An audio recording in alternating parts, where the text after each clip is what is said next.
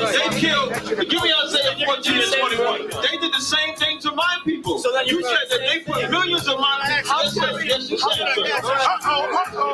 Should a murderer go to jail for murdering? Absolutely. Should a thief go to jail when he steals? Absolutely. Should a robber pay back the money he robbed? Absolutely. So why shouldn't the white man pay for what he did? That's right. That's right.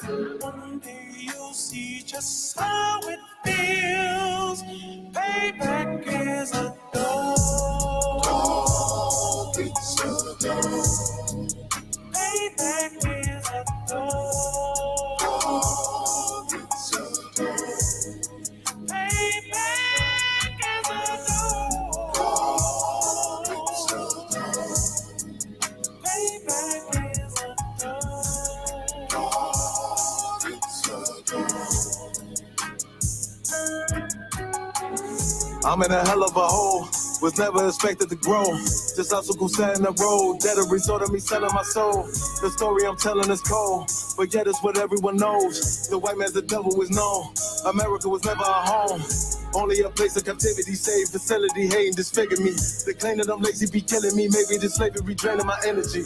400 years and counting. The trail of my tears is countless. The fact that I'm here is astounding, but I can't wait till this shit is surrounded. Ready to tangle my king and the angel, be ready to rap. Crack in the sky, nuclear missiles will make it official. I'm capturing every cracker surviving. Put them all in chains where they need to be. Slavery for me. And let the whole world see that with them in the cages, safer in the streets. Put the dog on a leash.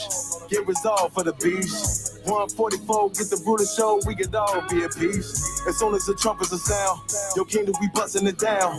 The only way justice is found, the time for your judgment is now. You'll see just how it feels. Payback is a dog. It's a dog. Payback is a dog. It's a dog. Payback is a dog. It's a dog. Payback is a dog. It's a dog. Look, ain't no remorse in my blood slim. It won't be no compromise. Now it's time to feed the worms. Watch his body turn to flies. I clutch iron while you trust the lies. The next Glock I buy gon' be Gen 5. I get it customized. And sending shots off like farewell. Praying payback come back around like a carousel. Still remember YAHANNA's words ringing in my head like bells. Said you in his body, you fit the Lord, fuck the cocktail. Triangle choke, apply pressure to the game like I did Vondale. Payback's a bitch in a dress, she a bombshell. Revenge is served cold, I just hope they making oxtail. Glock fresh out the box, I swear it got that new car smell. Made myself a target in a world of mad shooters. There was design fire for our babies to pass through. In the day of our king's reign, I'll be overzealous. They bought my jealous, I bought brand new pair of fellas. You'll see just how it feels. Payback is a dog. It's a dog. Payback is a dog. It's a dog. Payback is a dog. It's a dog. Payback is a dog. It's a dog.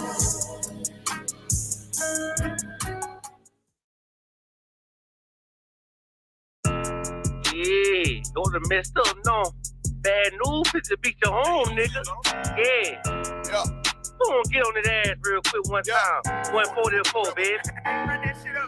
They said you get on, you gon' represent. I said, of course. Soon as they crank that beat, I ride that bitch just like a horse. She about to go dumb, yeah, bitch, me whole court. You ain't know they call me Obi-Wan. I go with the force. You gon' ride, yeah, of course. Get it lit up like a torch. You even low on this Lord, so that bitch is either or. Yeah, I know them niggas ain't cut like that. I swear I'm too hardcore. Wait up, let me make a call right quick. I'ma start another war. I was hurting when she left, but I don't care about anymore. I need a Vaseline like my Nina Papa boy. Took a Zoc, watch the dark. Matter of fact, like the dark. Any problem, let them come. We gon' snatch they soul like Shang-Chi. Put them out of service, keep them tools like Miss Harvey. Try to hope it's way too late. I'm headed straight to the safe.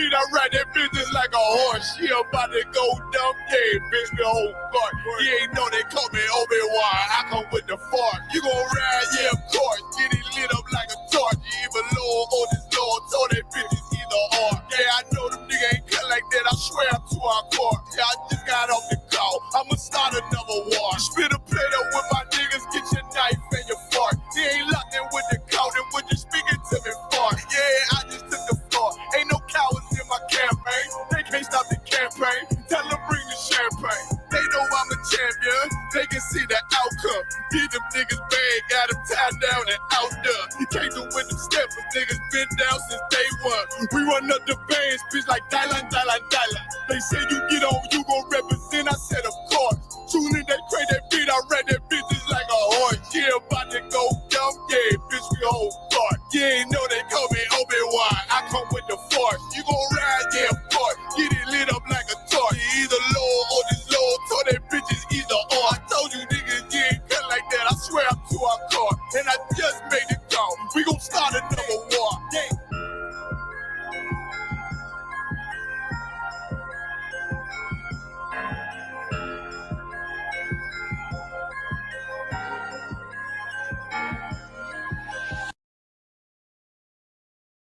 People remember ads with a catchy song.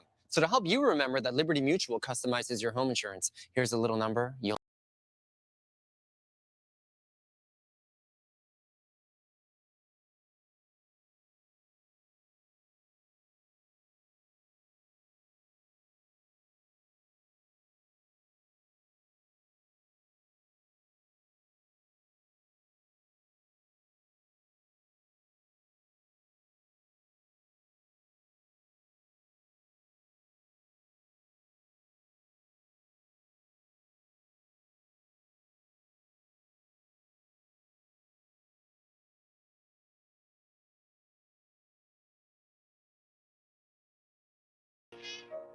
All jokes aside, you know how niggas be like, I'm this and that for life, this and that for life. I'm on rest for life, nigga, this a blood oath. Hey, yo, Madara, here go a class for you, my nigga. 140 for the rebel. The world turned its back on me. I'm a cripple. We got soldiers, he got soldiers, but I got different ones. Ain't no way out, I tell you once. Don't pray for nothing, sin and curse. We can't forgive what's forbidden. Remain in them trenches. Trust in the Lord, but please forgive me for the times that I did. If rank is given, have your respect to your apprentice. Be about your business. This loyalty's a death sentence. Look, trying to pick up with a blind fit.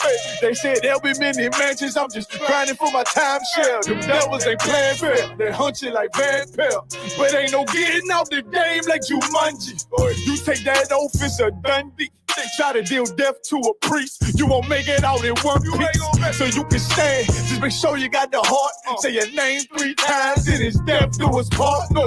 So how you feel about this truth I done shown? This ain't the life you think, little nigga. I should want. Even your own people go disown. And the Lord said they hate you for my name. So you better keep it on. Ain't no more guessing. Ain't no more questions. Make sure my election till I'm tucked away like George Jetson. Murder for capital, now it's murder at the Capitol. The world in amazement, we like fuck 'em, raise it, raise it.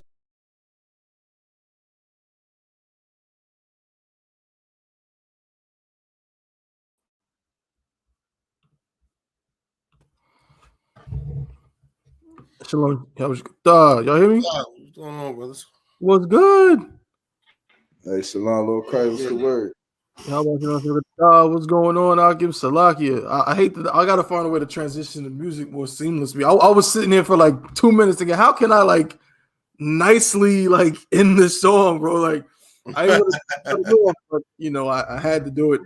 You gotta let that song play through, man. That's that. Hey, man. I should have played that one first. You know what I'm saying? That's what it was. I should have played that first, but I don't want to take too much time from the sofa today. But you know what I'm saying? Definitely next time I'm probably gonna play that one first. You put me back onto it. You know what I'm saying? Fire. Heard you in the lab. You in the lab cooking? I'm trying to do something, man. You know what I'm saying? I'm trying, you know what I'm saying? But now they tried to play me last time, so no sweat, Lo. You know what I mean? They was in there playing, I went in there thinking we gonna play some little Tinker Toy sounds. They in here playing professional Grammy nominated beats and everything. I'm like, yo, I'm not prepared for this. You Ain't know no half stepping, man. Right, facts, but no sweat, bro. You know what I'm saying? It's one West. Yo, we back up in this piece, man. Clap it up. Chain Breakers podcast, yet again. You know what I'm saying? Brought to you by the I.S.U.P.K, the Israelite School of Universal Practical Knowledge. Started out of 1 West, 125th Street, Harlem, New York, under commanding General YAHANNA. Right. You understand? Hold up. What was that echo? What was that? What you got over there, bro? I think it's some Bunyamin, some Benjamin in the house.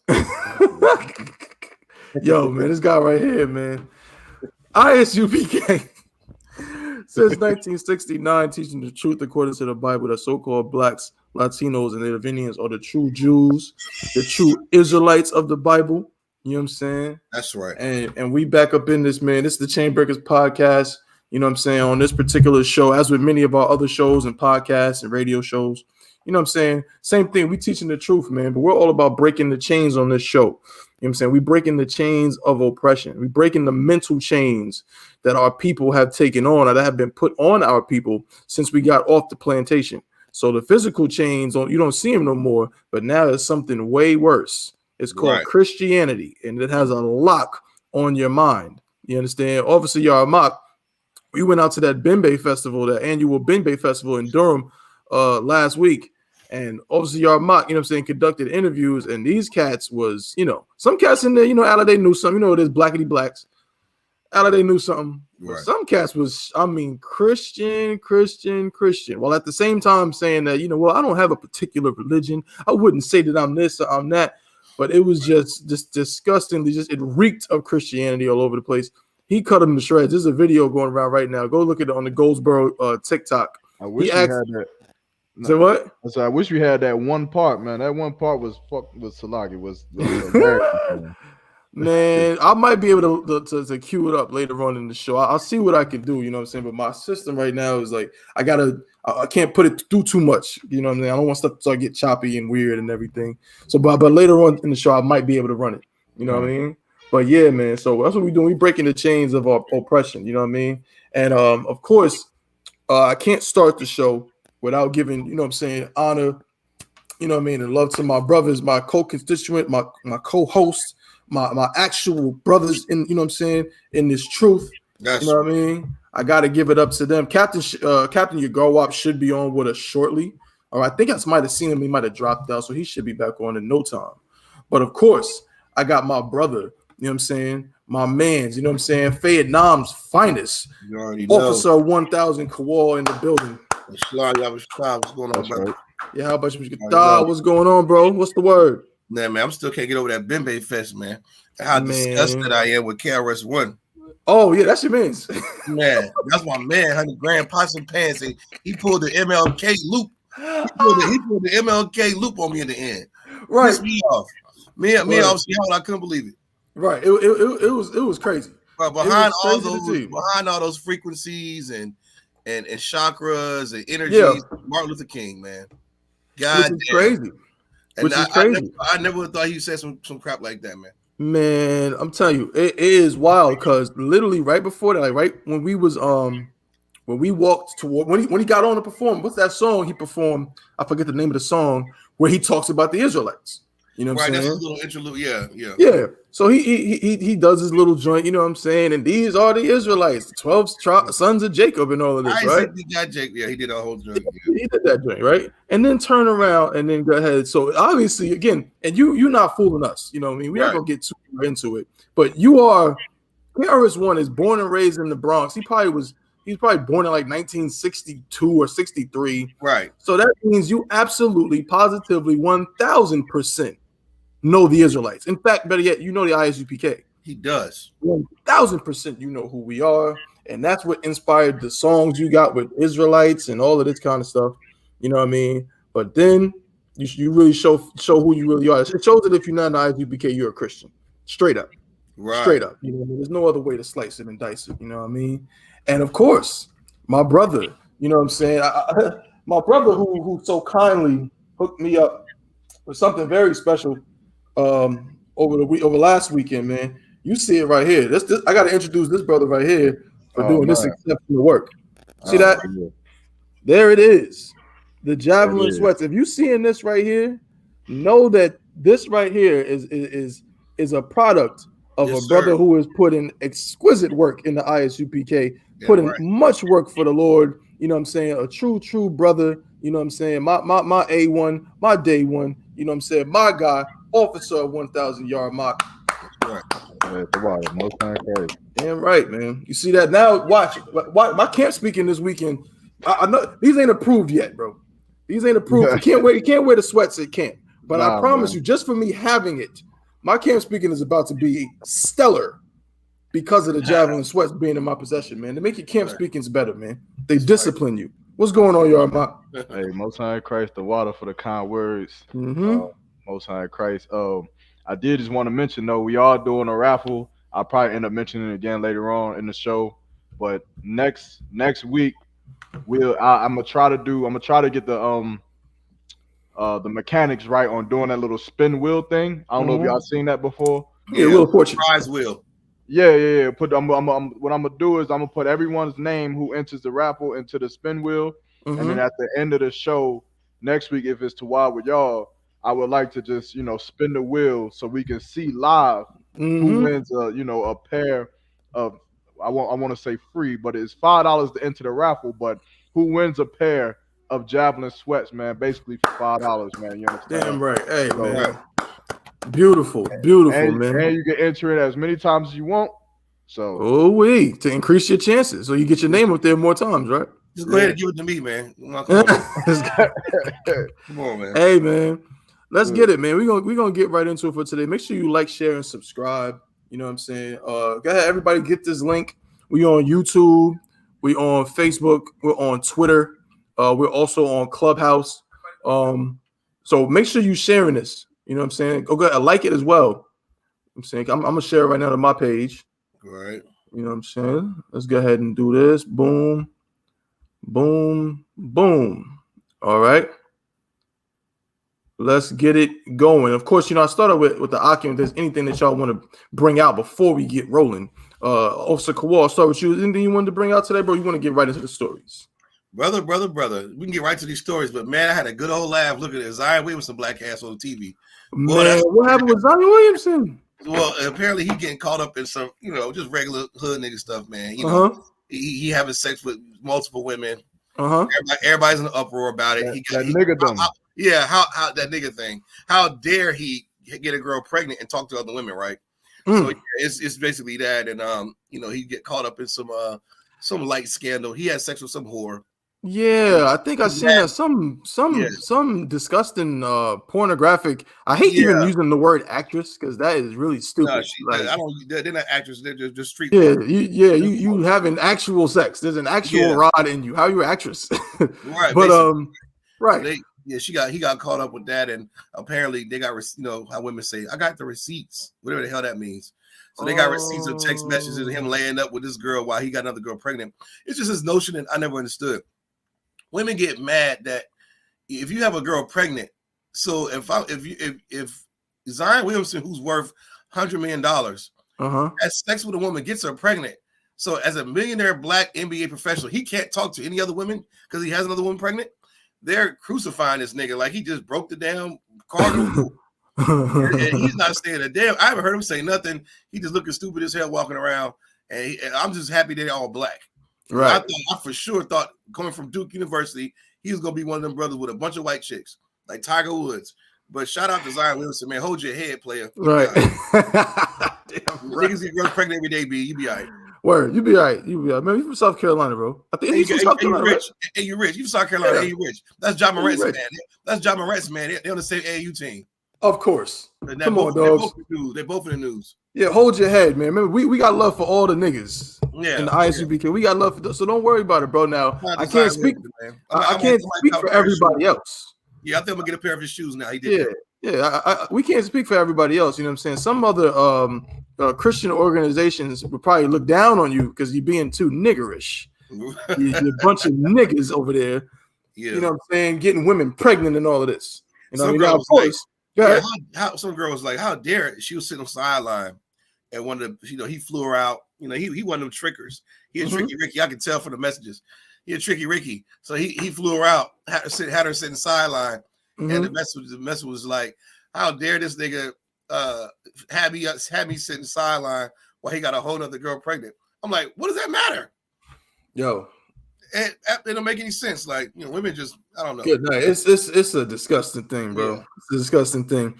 Like you said, hold your head, play. Y'all, go ahead. I about to say, y'all seen that video where the black dude was talking to the cop about the girl who he had broke up with, and like after 1 week she had went and got another man. Nah. And he was talking to the cop. The cop was listening. He was like, and this is what I'm trying to tell her. She's a slut. Oh yeah. Yeah. Why are you mad? Man, that's too much. A very tragic thing. But yeah, brother, you shouldn't have got that. You shouldn't be dealing with whores. That of course is disgusting. You know what I'm saying? But y'all NBA players and rappers, y'all do that weirdness all the time. Facts. So yeah, that's the issue that there is right there. But other than that, don't let these jealous women bring you down, brother. You know what I'm saying? That's what women are. They're just jealous. That's all it is. She don't give it. She really doesn't care about you dealing with another woman. The real problem is that you're a public figure and that she who doesn't want, like, the idea that, she's not the only one. She wants to be special and she wants to be so. I'm so like, oh man, if you got me, you don't need anybody else. Yeah, I don't know. You got a good point. And some of these black women, I'm not worried. I'm saying black women because I don't give a goddamn about any other race of women. I'm worried about my people. That's right. Hispanic women, you shut the hell up with this. You're embarrassing me, shit. I can't stand to hear that crap. Bitch, you got your ass out on Instagram, Twitter. You out here embarrassing me. Looking stupid, twerking in public. But as soon as a nigga go get another woman, you said you got me looking stupid out here. You got me looking stupid out here anyway. me getting another woman is not making you look stupid. Let's just let it kill that notion. You look dumb anyway because you're half dressed. You don't listen. Me sticking it to this other woman does not make you look stupid. Me being seen in public with another woman does not make you look stupid. No one cares about you. You're not a public figure. This one chick Zion was hitting, she's on Queen's Flip show, twerking with her ass cheeks out on the desk on Queen's Flip after hour show. But that's not embarrassing. And girls like that act like you got me out here looking stupid. No, you got yourself out here looking stupid. That's right. That's right.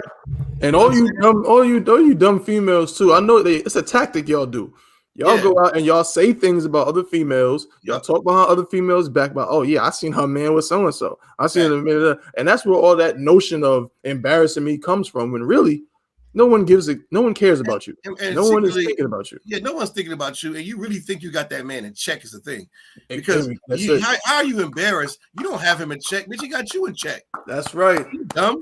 Like, what you talking about? You're embarrassed. Like, that means you really think that you own me. Like, you control me. I'm some loose dog out here, uncontrollable. No, that's right. I hope you're embarrassed. I hope damn right. I'm embarrassed.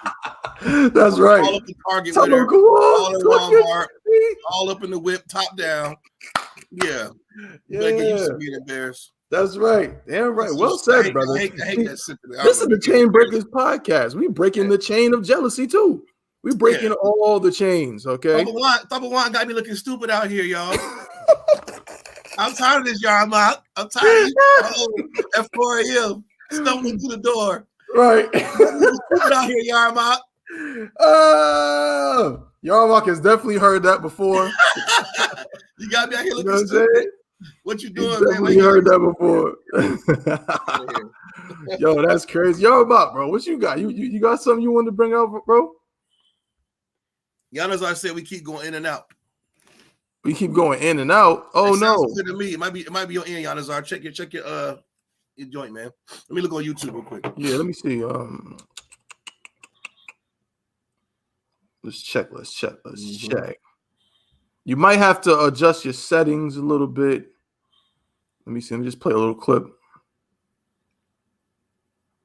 Yeah, we look on the YouTube. Look, just coming in. Adjust your settings a little bit. Yeah, from what I'm hearing, it sounds pretty tawab.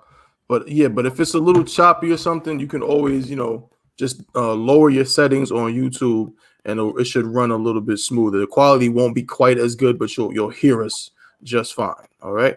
So yeah, YAHANNA, did you have something, bro? No, I'm good to go. Okay. Most High in Christ. You said I'll say to your text. I don't know if I've seen it. You know what I'm saying? You got to send that to me. No, I had just made it. Like it's in the banners at the bottom. Oh, I see. Have y'all seen that Apple the glasses joint they got? Yeah, I seen it. That's crazy. I saw the tech breakdown on it. That's wild, bro. I don't get it though. I mean, I get it, but I don't get like. Yeah, you know what you gotta do, YAHANNA? You gotta watch the what's that black dude? He's like a real techie nerdy kind of cat. I know what you're talking about. Yeah, he got like a billion followers, but he actually went and tried it on, and he talks about everything as far as what is it for. That's why I like him. He defined what is it, what's it used for, and what can you do with it. And he did a nice little breakdown on it. I can see the use for it. It still kind of weirds me out, but it's dope, man. Like with your finger, you could just grab and slide windows down, and if you look at your MacBook, it pops up on your. It's crazy. It's like it's crazy. It's next level. Yeah, iRobot type stuff. Yeah, his name is I think Marcus Brownlee. Yeah, he does. Yeah, that cat. Yeah, he does. He definitely put me on the game because he was really clear about what exactly it is, how long the battery lasts, and he Barney style. Right. For the tech, you know what I mean? Like, I'm saying like, what is like, what's the because I have like I got the VR thing, the Oculus Quest thing, and like I can't play that thing for like longer than 30 minutes without. Nah, you can see through. You can see through it like a glass. Like I can look at you, but if I could, what it's called? See, the Oculus is augmented reality. Hey, there, exactly. AR, augmented reality. With Oculus is virtual reality. So with this is supposed to be designed where you can have it on and just go about your business and just interact with things, but only you would be able to see certain things. Unless, and I mean, I don't know if they have some kind of. I haven't seen it, so I'm just kind of just going off of just ideas, but I don't know if it's possible where maybe eventually you can connect them, and maybe me and you can just see the same thing. Or all three of us can see the same thing, where other people can't see it. Yeah. It's got like hella cameras where it memorizes your eye movement. Wow. So if you just look at the window, like you don't have to, you can touch with your finger, but you can just look at it and scroll with your eyes. Because the cameras mimic your eye movements insane. Fake Israelites not gonna get it. They're gonna be scared. Oh, that's the mark of the beast. Yeah, that's. And then if you got the COVID shot, then you're gonna turn to a zombie with it on. And there's pig blood inside the goggles. I have to hate you, stupid woke niggas, man. Right. Yo, I'm so glad you said that because that leaves me, since we're gonna go into the story, that leaves me basically 5G tower. I'm still pissed off. 5G towers cause COVID. I want my goddamn apology. Yeah, 5G towers cause COVID, and they ain't say nothing about that. So nothing about the 5G towers causing COVID anymore. You know what I'm saying? But yeah, I want to. This is a story that I seen, right? So we got some good stories for y'all today. You know what I'm saying? So again, make sure you like, share, and subscribe. What else? Any other announcement before we get rolling? That should be it. If anything else comes to somebody, just let me know. But I started a story, man. And right now, there is a particular group of Christians who are, they're saying a lot of untruths. A lot of things going on. They have some kind of issue with us in the I.S.U.P.K. because of course they're gay, and when I say gay, I mean I'm talking about they live a certain lifestyle, and and they're police. Like, what a combination, right? And I guess, and we're just seen as some hardcore, killers, right? And because of that, they've had a lot of statements. But I saw a story that just brought this idea home for me, and I want to use it to kind of discuss this. So this is a story out of. Bear with me just a second. You know what I'm saying? I'm gonna just get a picture up, so everybody can see who we're talking. See this young kid we're talking about. Okay. This young man is Dalen Throne. Okay. And this is the principal of his. He's in 8th grade. Okay. He's in 8th grade. This is the principal of his school. Okay. Angeline Mesman. Okay, now check it out. You see the young man's, he got the braids rocking, right? Yeah. Okay. And this He is look what like the Lil article. TK. He do look like he really does. And this is a story from Atlanta Black Star, and this is a quote, I believe, from the principal. Boys used to have regular haircuts. Louisiana, so this took place in Louisiana. Louisiana parents furious after principal asked their son if his braids meant he is a gangster. It says the parents of a Louisiana rising eighth grader will transfer their son out of his school after the principal asked him if his braided hairstyle symbolized he was in a gang. Though the cornrows are not listed as banned in the school's code of conduct manual, administrators and educators working at the Christian school expressed concern. One official was captured on audio expressing how she misses a time when little boys had regular little haircuts. Ashley and Damon Thorne believed the school was out of order to label their son, Dalen, a gangster based on a hairstyle his mother styled for him in their home. On Monday, May 15th, a little over a week before the end of the school year, the student arrived at Calvary Baptist School sporting a new braided hairstyle. While he thought the braids were cool, the youngster did not get the same response from the adults at the school. Right. He shared how the adults made him feel. I picked him up just like normal and asked, "How was your day? How did your friends like your braids?" Ashley Throne said to NOLA.com. She recalled, "We're driving out of the parking lot and he said the principal pulled him aside today and asked if his braids represented him being a gangster." She and her husband were shocked by what her son said his principal said to him, particularly because the hairstyle was not an infraction under the school's policy. The school's dress code does not restrict students from wearing braids or cornrows. It's a quote, "An acceptable, well-groomed haircut is required of all male students," the manual states before detailing. "Hair will not reach shoulder length, nor will bangs be long enough to cover eyes. Rat tail and mohawk-type haircuts are not acceptable.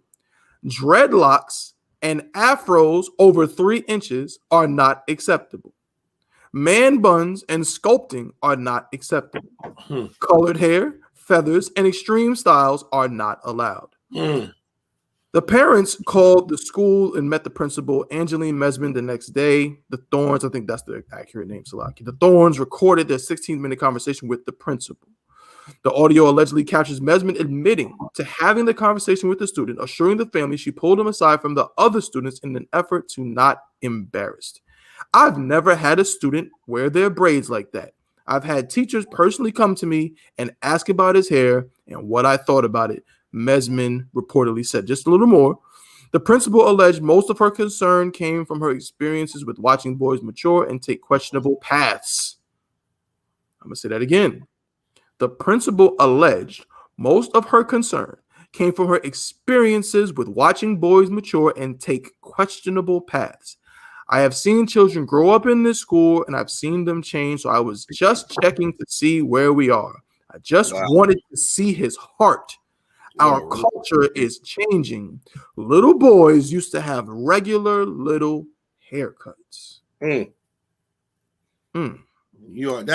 That's disgusting, man. Now I missed something. Is that a private school? Let's see. This is at, what is the name of the school? Let's see. Calvary Baptist School. Yes. Calvary Baptist School, a private Christian tuition-based school for students in grades pre-K to 8. Of course. And man, brother, you already know where I'm going with this, Double Y. Please. You disgusting jive Christian pastor's fault. That's right. I'm gonna tell you, I grew up, man, bro, I'll tell you how I grew up in the damn 80s and 90s, and let's not forget about the crack epidemic, right? That took the fathers out the house. And prior to that, Section 8, where you couldn't even have a man in the damn house to get benefits. Now, where did most people look up to in the community? The effing pastors. That's right. And you've never seen a goddamn pastor with braids, ever. Never. You've never seen a pastor with twist. You never seen a pastor with nothing but a goddamn military issue fade or bald head. which was his standard for acceptance, and a shaved face. So guess what mama does? That same mother who makes the pastor's plate first, that same mother who Jesus is her, the pastor's her God, she wants her sons to look like these bald-headed, egghead pastors. That's right. And they start shaving, cutting all the goddamn hair off these boys' head early. Let's not mention the Native American Indians in these boarding schools where they were forced to cut their goddamn hair by the so-called That's president. right. Now, all this nonsense is a product of our leaders who are leaders. You never see leaders with braids. Now, because of culture and the freedom of just, expression, you might have Michael Todd get up there weaving his hair. You might have a young pastor who snorts coke in the back and then comes out with a couple of braids in his head. But for the majority of Christian leaders, they do not express their culture through their hair. You understand? So this is the standard. This white lady is not used to seeing niggas with braids unless they're about to go rob a bank or do a drive-by. That's right. So and if it's a private school, why the hell do you have your little black son in a private Baptist school anyway? That's why? right. Or you just want him to get molested? Do you Right. just want him to be looked at by these white devils as if he's less than? Like, this whole story could get unpacked for 3 days straight. There's so much wrong with this. And on top of that, the grooming standards for that school, they can make whatever they want to. But a lawyer needs to comb through that, and it's racially biased.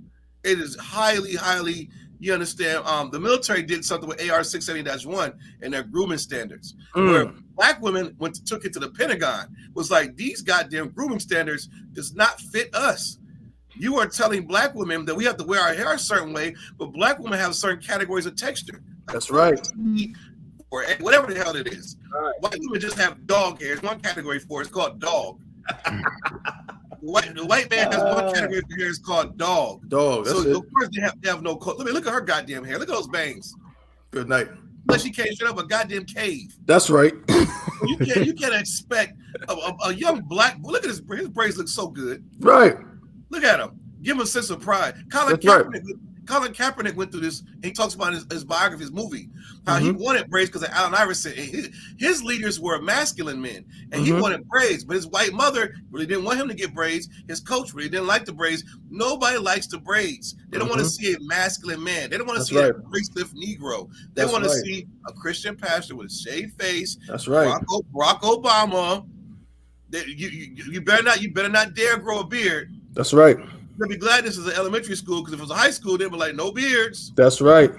They want you to look like a goddamn boiled egg pastor. And shame on the parents, man. Shame on the kid out of that damn molestation house anyway. If I could, it's so heavy what you said, the water for that, bro. What you said is so heavy. And let me just say this real quick, what you said about the beards too. Now, again, and Yarmak, I'm coming right to you. All of what you just said is basically only deals with what? With blacks, Latinos, and Native Indians. Everything that is our culture. Yeah, it said feather. Everything that's our culture, no different than, like I always say, if you go to the club and they have the dress code, it might as well just say, don't wear what niggas like. Don't wear that, and you'll get in here just fine. Right? But guess what? When I was in high school, I went to school with a bunch of East Indians, and them kids grow beards when they're 9 years old. Oh, they're very hairy and musty. Yeah, they grow beards at the age of 10, right? And guess what? No one said anything to them. No one's gonna bother a Sikh or some Muslim who's 12 years old because he has a gigantic beard. No one's gonna say anything. But if you black, you better believe, oh yeah, your braids, that's gonna be a problem. You grow a beard, that's gonna be a problem. You know what I'm saying? Yeah. But this or a hairy like fake afro. Right, exactly. You know what I'm saying? Like screech. Con.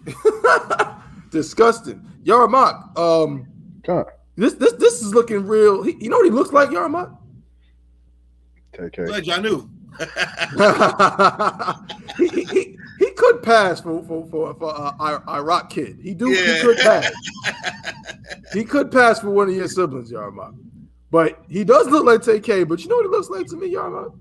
What's that? He looked like a nigga. That's my point. You took it. I don't even want to go no more. Come on, bro. You gotta elaborate. They don't know what I'm talking about. Pass. Oh, come on, man. Bro, I was gonna say I think this here white wench is confused. Right. Yeah. I think she's someone needs to tell her that this there here is a nigga. That's, I don't know what she's talking about, but Right. that is a nigga boy, not Mhm. not Johnny, not Johnny Bravo. That's right. And like, you know, but it just goes to show the hatred that they really have for us, man, and our culture. Like them braids is a testament to the skill that our women have that they don't have, man. That's right. And they hate it. They hate it. They hate that the women used to put rice grains in the braids so that they could have food, man, because they was being starved to death. They hate that they use to make their braids into maps so that the slaves could navigate throughout the South, man. They hate the skills that, you understand, that and women do it today, man, even with the little heart thing, that trend with the heart on the side of the braids, man. You understand? Like I ain't really the biggest fan of braids, but I understand it's a skill. It's beautiful. You understand? It's a skill that our sisters have. So, rock out. You understand? That's with the braids, man. But it just shows you the hatred that America has for our people. That's right. You understand? Where this boy he ain't selling drugs. This boy ain't doing nothing wrong. And just because he got full braids in his hair, he getting pulled to the side, man. Right. How is that, bro? How can you expect him to continue and grow in this world where he has to think about the very hairstyle that he may decide to have could make him be less than the rest profile. of his She profiled him. Right. Yeah, he profiled, man. And this devil, look, somebody need to remind her that I thought it was Pride Month. I thought it was Pride Month. I thought that this month was about being prideful. But you telling me that this brother should be ashamed. You understand? Now, of course, the prideful that they celebrating is homosexuality. But how is it that they could be proud to become men from women and become women from men, and they can practice same-sex marriages and all that other nasty stuff? They could be proud of that. That's right. This brother can't be proud of having braids. Right. That's right. Me. Con. That's backwards. That's right. That's right. Salakia. Damn right. Well said, brother. Well said. The water. Right. Shout out to sister Princess Sakura Anaya. Shalom, sis. How Shemar thought about Shemal Shah. The sister says, Salakia, but the mere fact that she stated she pulled him to the side not to embarrass him, she used the word embarrassed. That tells me that she knew it would offend him before she asked. They do intentional ish and then try to cover it up with smooth words. As the scripture says, their words were smoother than butter. That's exactly what they are. She's trying to make it seem like, oh, she's so concerned. I've seen the young men go down the path, and I just wanted to see where we're at. No, the hell you didn't. You understand? Right. You are a devil. And you think that just because this young man got some braids, right? Going back to what Isupk said, you just see that it's just so niggerish. Them braids just make him look, oh, you must be in a gang. Are you a gangster? Right. Are you a thug? That's the same thing they said about Allen Iverson. I remember it. Yeah. I remember it. Same exact thing. The same thing. Go ahead, cool. Timothy McVeigh didn't have braids. No, he was a good boy. Didn't have braids. I mean, what are we talking about here? Like that whole thing about it's getting real. That's psychological warfare crap. That's right. It's getting really old what these schools and these white people are doing, banning hairstyles. Because when the minute you ban a hairstyle, it's not that white people. This is not 1978, and they're rocking out to Metallica. You remember the white kids used to come to school in the 80s with the big stupid gel mohawks with the spikes. White kids aren't doing that anymore. So you're banning hairstyles so you won't see braids. That's right. So let's keep it a buck. This is very, very racist. You can't control somebody's goddamn hair. That's right. Like what are we doing here? And who is the legal team of this school? They're not looking at a big lawsuit. Or not a lawsuit. Parents withdrawing their children due to racial bias. I mean, there's something wrong with this grooming standard because braids is a very clean hairstyle. Unlike those nasty dreadlocks or that nasty gel head oppressor's hair. That's right. Because you're not going to find lice in those braids. That's right. The woman, his hair that looks braided, she's going to take a comb. She's going to wash his hair first and comb all that dead hair out. Then she's going to put grease on his scalp and braid his hair. That's right. Very clean hairstyle. All the rest of that nonsense is garbage. That's right. You understand? So they gotta black people stop cutting your damn child's hair at 1 year old. That's right. Damn right. Nonsense. The baby's in the goddamn chair screaming bloody murder. Mhm. I feel sorry for the barber. He turns to a goddamn clown. Hey, look at me with the clippers. You know, the damn barber got to turn into a damn goofy clown to make the baby stop. He got a effing razor blade to the baby's head trying to edge him up. And the baby's screaming bloody murder. And it takes a whole barbershop to hold this little nigga down. That's right. Two on his feet, two on his face like this, keep his head still. That's right. Stop cutting his hair. The boy, it's spiritual. You're not supposed to be cutting the boy hair like that anyway. That's right. So all this, I blame the Christian pastor for. Ultimately, the white man's behind it. But you Christian pastors, man, you're going to have to answer to the Lord for all the crap you've been doing over these years. That's because right. None of you niggas had braids. I remember I got my hair braided one time. Segue. One of my homeboys, he's dead now for doing some shady stuff. Nah, he deserved it. He did some wild shit. But I remember he took me to this chick house to get some braids. My mom gave me $40. She was like, go get your hair twisted. I was like, twisted? All right, whatever. You know what I'm saying? And it was like this weak ass gel twist. It was like 90, it's like 98, 99. So I go, he said, y'all got this spot, this chick she'll tighten you up. So I knew I was getting braids. I had to have them. You know, and Al Iverson was in. Yeah. Vic, I did the same thing. So boom, I go get these braids. I come to the car, my mom come pick me up. You know what I'm saying? She come to the hood, pick me up. I could walk to the car with these braids, and she's like, oh, hell no.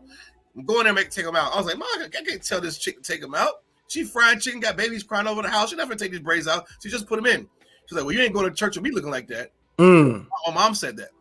Wow. When I got home, she made me take my goddamn braids out. I was pissed. That's crazy. I'll never forget that. I remember taking the braids out, looking in the mirror, trying to get. Luckily, they have camera phones. I took 1,000 pictures. But I had to go to school the next day, telling everybody how she pearled my shit. Like, man, she hooked my braids up, y'all. My mom was Christian. She made me take them out. But my mom was a super, super Christian. Good night. She went to church with a cape on. So therefore, she hated the way the braids looked because she believed what the white man said about braids and being a thug.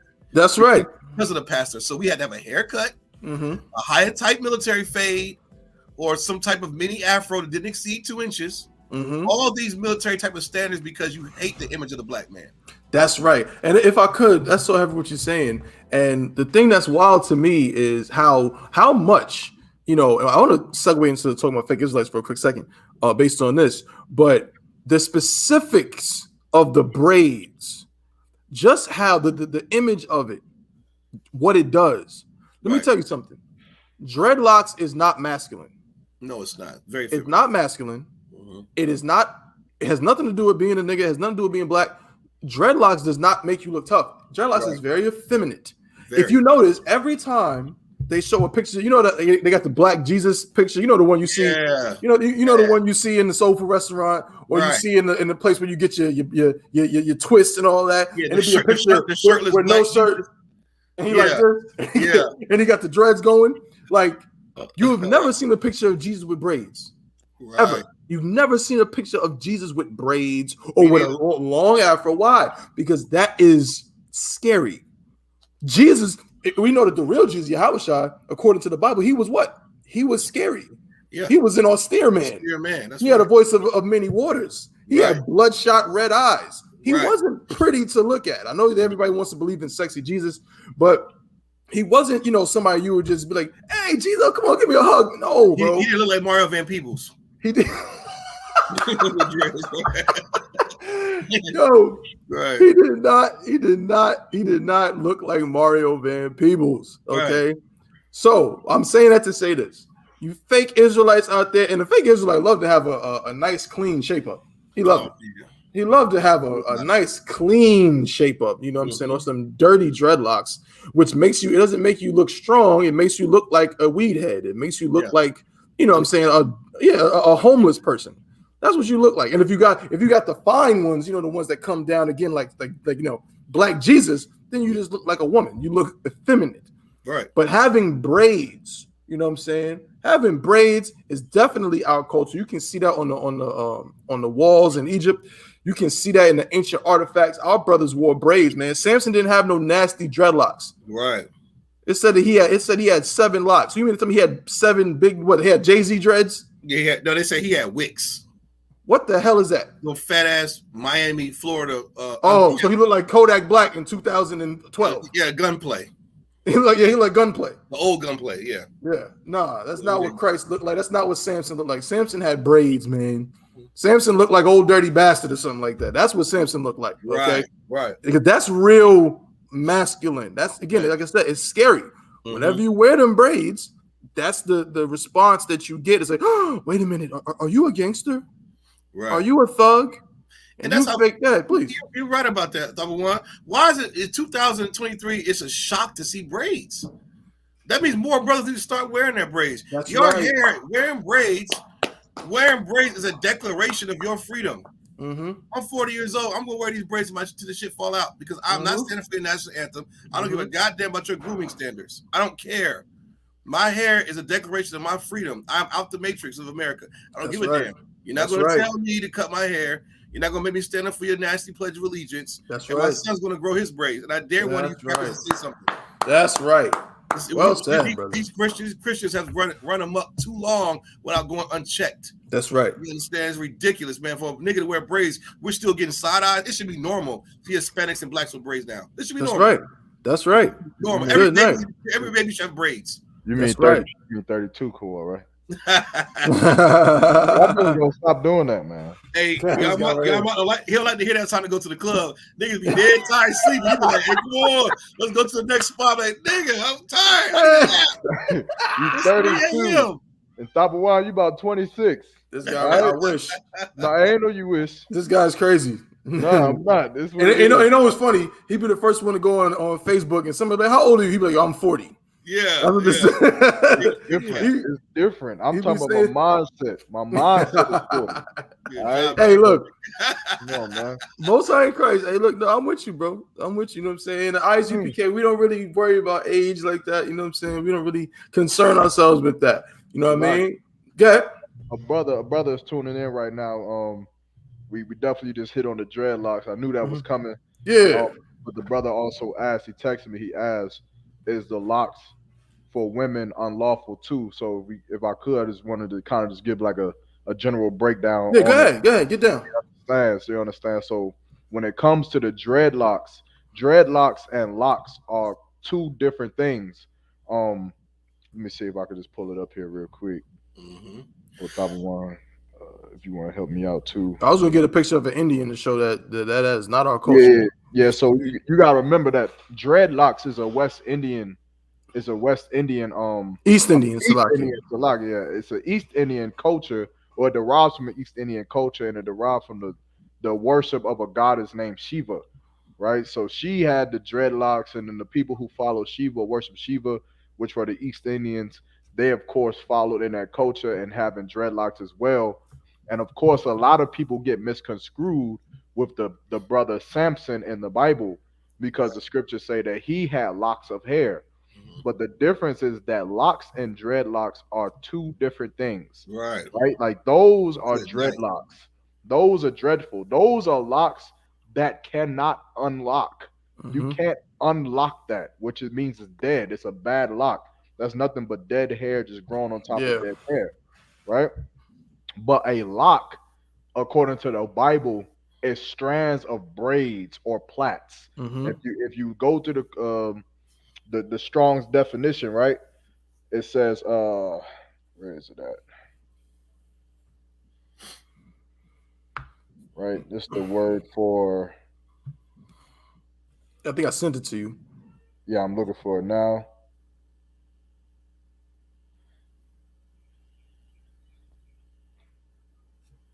I can't find it, but I remember is if you look up the word, what word did you look up? Was it lock? Yeah. Braid. Okay. If you look up the word lock, I forget what the Hebrew word for it, but it comes out to be braid, lock, or plait of hair, right? So of course, braids can be woven and unwoven. Locks can be woven and unwoven. Plaits can also be woven and unwoven. And that is what Samson had. He had braids. He did not have dreadlocks that cannot be unlocked. That's right. Understand? So that's just a general synopsis. So the brother's question was, can women have locks as well? Now, if women want the what them things called, man? Them faux locks. Faux locks. Yeah, faux locks. The imagery of it would be unlawful, but not unlawful. Let me not say the wrong thing. Matter of fact, unless one of you brothers know, I'd rather just get the breakdown on it. But I do know that faux locks isn't dreadlocks because you could take it out. But let me get the breakdown on that. Unless one of you brothers have it. I don't. You got it, cool. Yeah, I've seen sisters in the school have faux locks.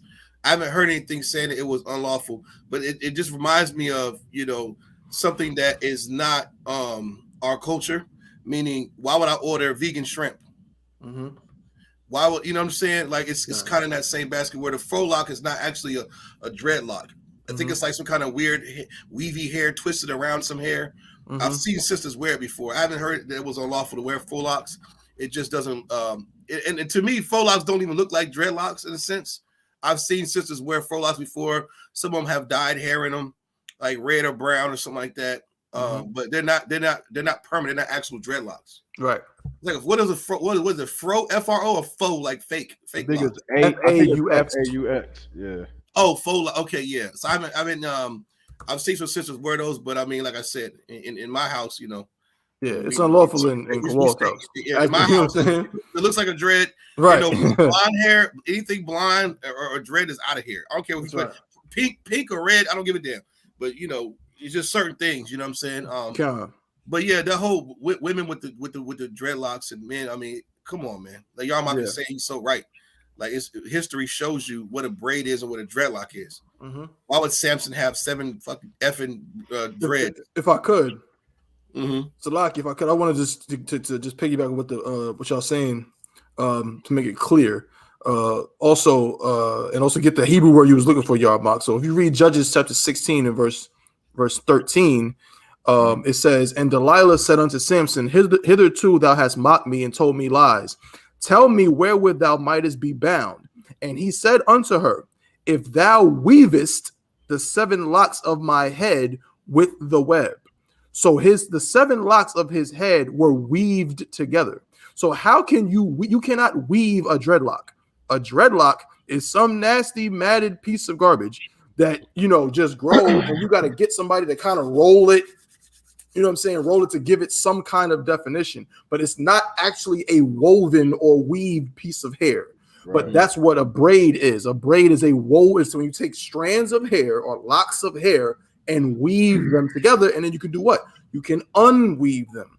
And the Hebrew word there for lock, bear with me just one moment. Malach something. I forgot it. Yeah, it's makalapa. Makalapa. That's makalapa. Right, which means lock, and as Officer Yarmach said, it means braid, lock, or plait of hair. Right. You go further in the definition. It says a ringlet of hair as gliding over each other. Again, you know how it is when you get them braids. Like what Mario's saying in the song, "Braid my hair." You know what I'm saying? Right. You know how it is when you're sitting down there. Pause. Your mama got you sitting on the floor. She's sitting on the couch trying to watching Family Feud, and you know what I mean? And she's taking what? She's taking one strand or a bunch of little strands here, some strands here, some strands here, and she's locking them into one another. That's what a lock is, okay? It's like it. And it can unlock. Locking them down to your scalp and unlocking them. That's right. And then unlocking them, right? What kind of lock cannot be unlocked?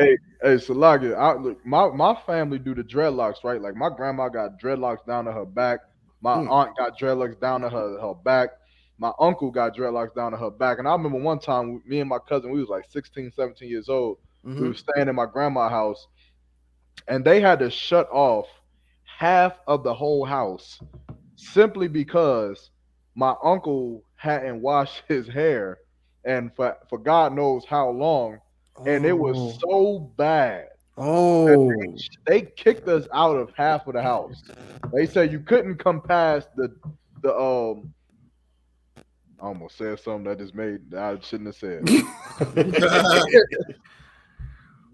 It was a part of the house that was nice, whatever. You shouldn't come past this part, and we couldn't go past that part, but we ended up sneaking in there anyway. Mm-hmm. Of course, man. When I tell you I didn't want to wash dishes in that sink after that. After seeing what I seen, it was so nasty and so disgusting. And That is dreadlocks. That's right. That's what it is. Now, of course, I know viewers listening is going to say, well, no, mine don't get like that because, I keep them clean. I keep up with it and things like that. But you'll understand that the whole culture of dreadlocks is not to keep up with it. That's right. Dreadlocks. That's so right. You're doing it wrong. It's almost like the Muslims. Them Muslims in New York, you're not Muslim. You're not doing it how the Muslims do it. The Muslims, they fly planes in the buildings. That's right. They bang their heads on rocks. And believe in what's it? Shia law? Something Shia? Yeah, Sharia law. Sharia law. Yeah. Yeah, they believe in that. That's real Muslim. That's that. What you're doing is fake. You're taking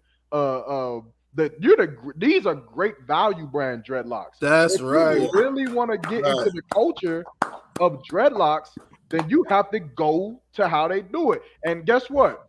Them real Rastafari, them real East Indians, they really have dreadlocks. That's right. They ain't clean, They ain't clean like how your dreadlocks are.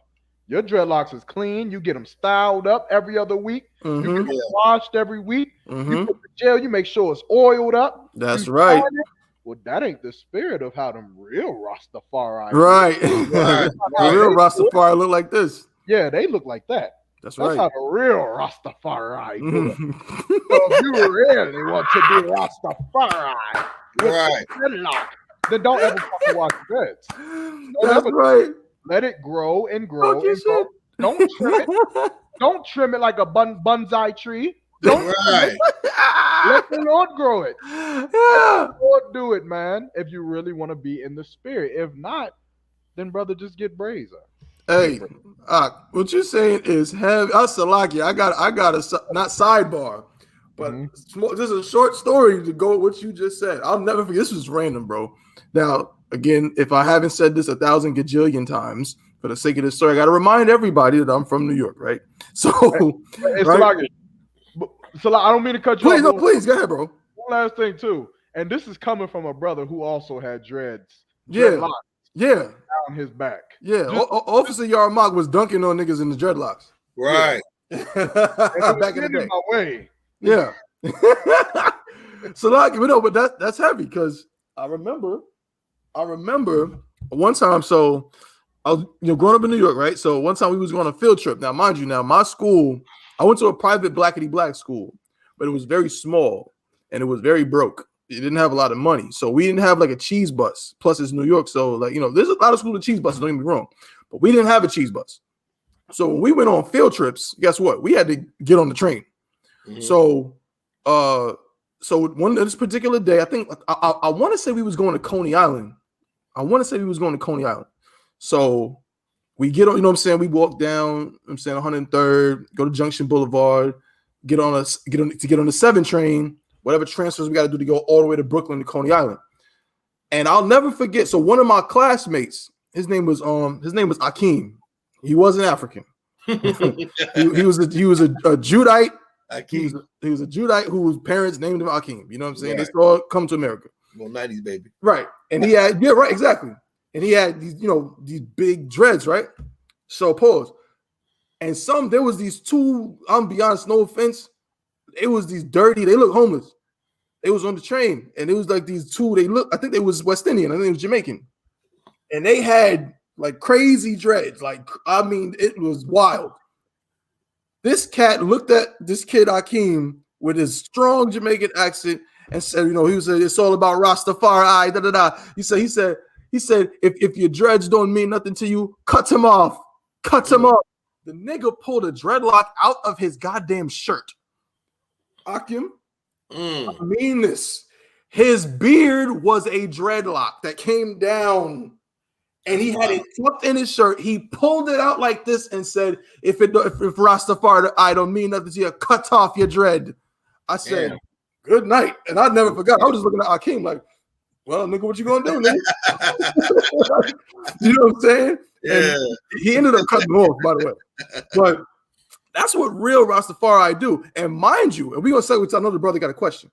The real Rastafari, guess who the real Rastafari worship? Haile Selassie. Right.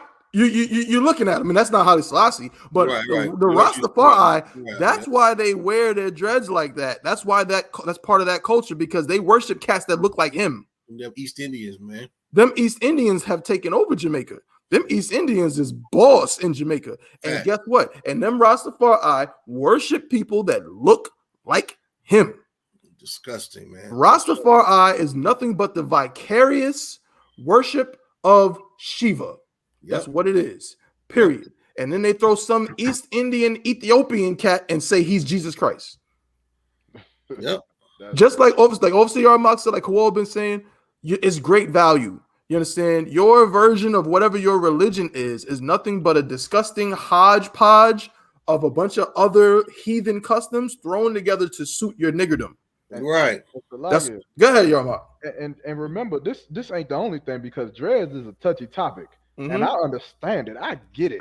I understand the pride that black people have because of their hair. But what you don't understand is that everything that you're prideful in the world is you trying to be attached to something because you don't know what you are. That's right. You don't know what you're supposed to be attached to. You don't have an identity. How, like, for a black person to say dreadlocks is an African American custom. What the hell are you talking about?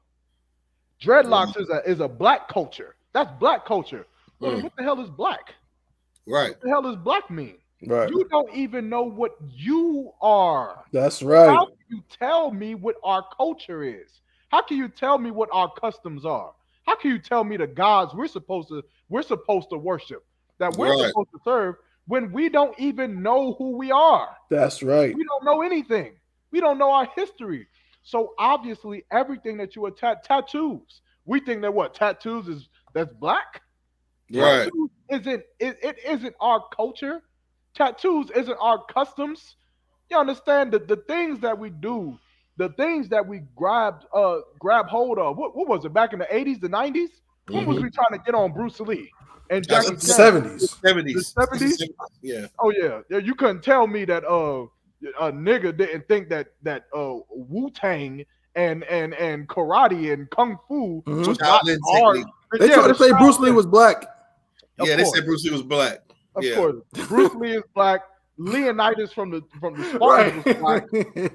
Everything is black because you don't know who you are. That's right. So you have to attach yourself to anything. And another thing you don't know about is getting shape ups. That's right. Shape ups is also not your custom. That's it's right. Not your culture. It is in fact the culture of the very nation that God killed to free you because they enslaved your people. That's right. It's their culture.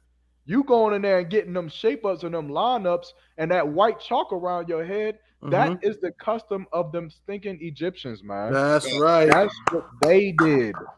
They did those lineups and those shape ups. And I think what is it? Leviticus 19 and 27. It is the brother as, if I could, please go ahead. The brother asked, the young man asked, I have a question. He said about shape ups. Why is it wrong to get shape ups?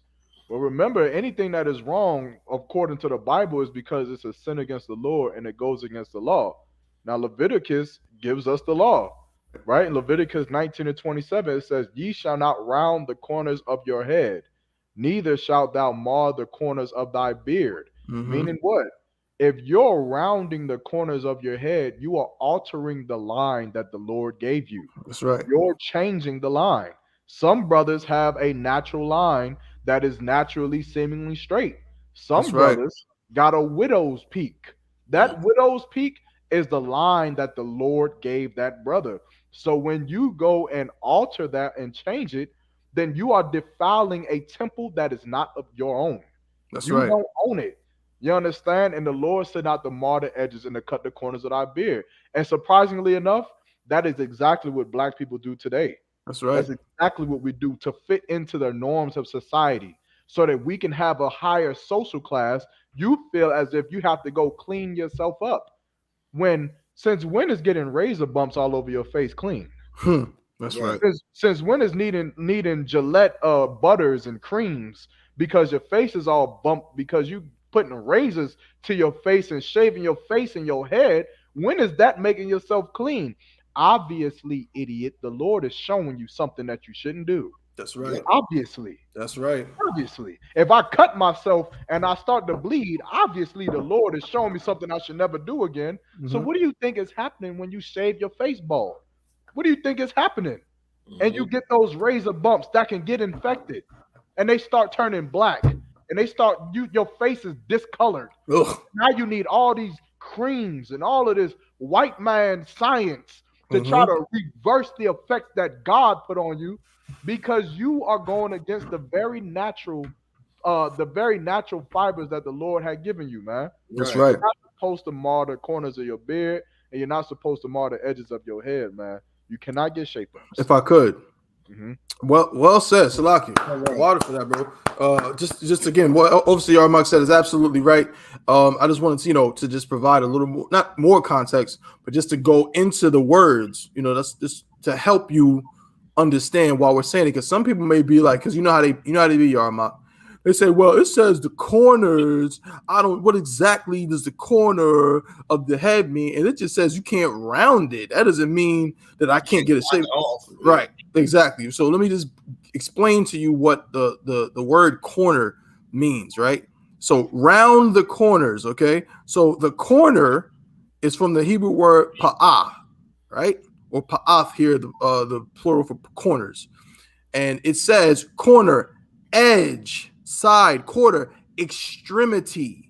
Okay, it means the end of something. Okay, so think of it like almost like the not border, because the border is when two things meet, but think of it again like the edge of something. And what do people call getting a shape up? Getting a edge up.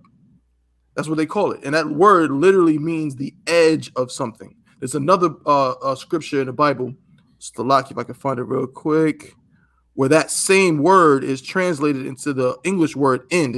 In Ezekiel 41:12, it says, now the building that was before the separate place at the end toward the west, right?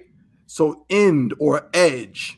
So when you get an edge up, you are rounding the edge or the corners of your hair, and that is unlawful. You let your hair grow as it is. Now, does that mean, because you got some brothers where the goddamn that they hair grows down near to their eyeballs, right? Does that mean that you can't trim your hair? No, it does not mean that.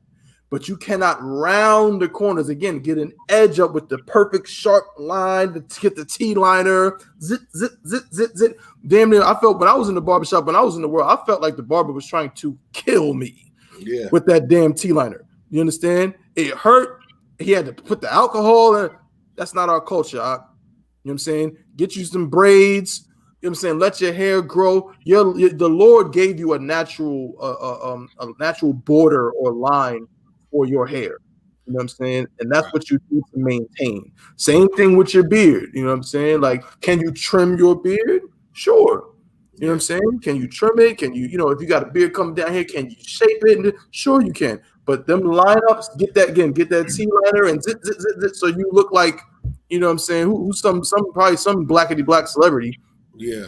That has, a perfectly lined, sharp beard. No, that is unlawful. You cannot do. You can like cutting the hair down. You call it pulling the hair like a shear, like a sheep. The Bible uses a lot of metaphors because we are the sheep. That's right. It's just hair pulled or shears. Take some shears and just go down. Like if you got a big ass afro, you're allowed to cut it down. Your beard too long, you can cut it down. You can cut. You can make it nice and neat. That's right. You can't change your damn line to your stuff. That's all. It's a real simple concept, but the more you hold on to wanting to edge up, the harder it is to understand.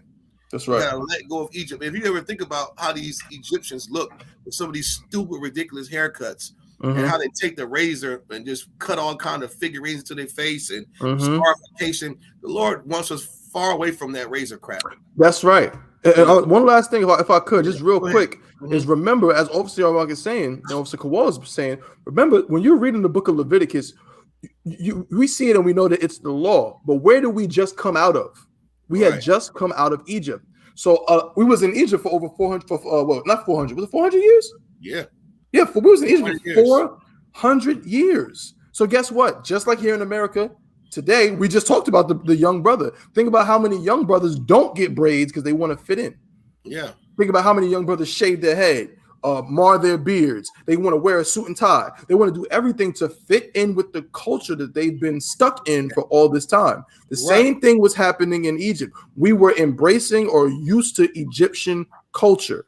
Like that's how we were raised. We were listening to their music. We were singing their songs. We were dressing like them. We were doing all of these things. And when we came out of that, the Lord said, no, I don't want you to be like them at all. Far away from their culture. I gave you a culture, and that's not it. So when he tells us to not do these things, it's because we were doing them in Egypt. Okay. And the Egyptians, like you said, man, that's so heavy. They thought hair was nasty. That's right. They were shaving their heads bald. Who else does that? Hey, Salaga. Hey, Salaga, if I could, right? If I looked up just some quick information on dreadlocks. It said dreadlocks have a long history in Africa. Victoria Sherrow, the author of the Encyclopedia of Hair, a cultural history one, named the priest of the Ethiopian Coptic Orthodox Church as some of the first people to have spotted dreadlocks in Africa as early as 500 BC. Another, now this is when black people started doing it. Another tradition places the origin of dreadlocks within the House of Youth Black Faith, HYBF, a group of radical young Rastas who formed in the late 1940s. They grew their hair into dreadlocks as an effort to Jamaican society and to mark their separation from the mainstream. The problem is this: what the fuck is a Jamaican? That's the problem. What the hell is a Haitian? What the hell is a Honduran or a Guatemalan? What the hell is a black man?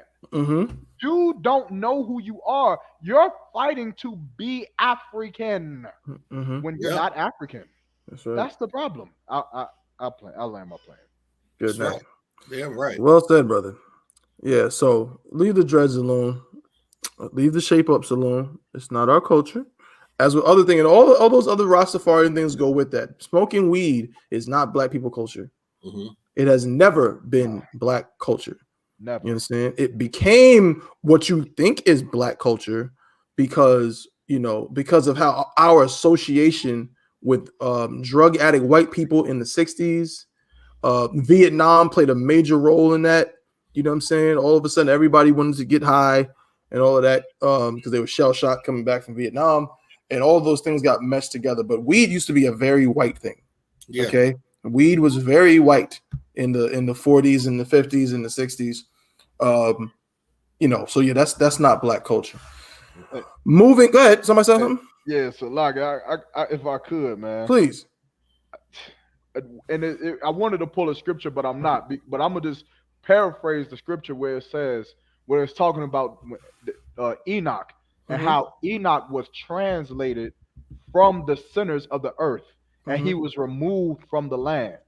Enoch had to be removed from those people because those people were in time going to infect Enoch with their sins. That's right. They were going to make Enoch to become a sinner like them.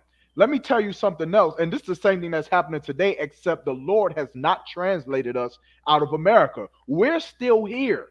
We've been here with sinners for 400 years. Let me tell you something else that is not the culture of black people. Our bodies being left in the streets. That was not our culture. Right. You remember back in the 20s and the 30s and in the 1800s, you know what black people would say when they seen the body of a black man out in the street? Anybody know? They would say that some white man must have hung him and tortured him and killed him. Right. That's what they would think when they seen a black body laying in the street. You know what we think today? Oh, a op got dropped. A blood got killed. Oh, someone was caught lacking. Someone being caught lacking has now became our culture. Selling drugs was not our culture in the 1800s. It wasn't our culture in the 20s and in the 30s and the 40s and the 50s. That wasn't our culture.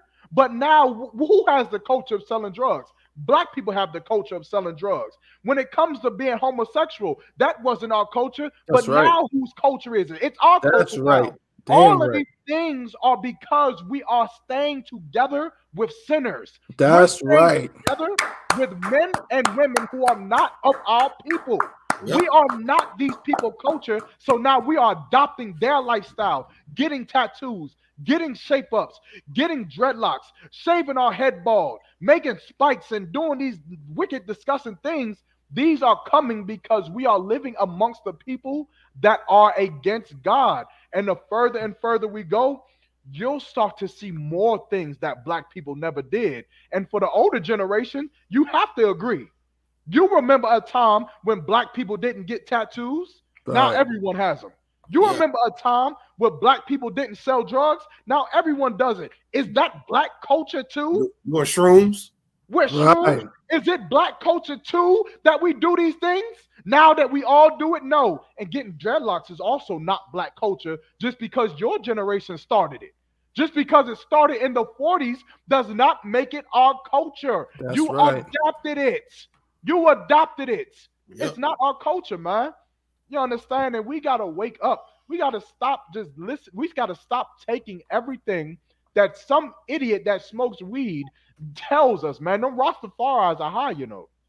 You know they get high. They smoke weed, get high out of their mind, and they let their dreadlocks grow dirty and nappy and long so they don't have to upkeep their hair. They smoke weed and they tell you that it's the worship of some Jah.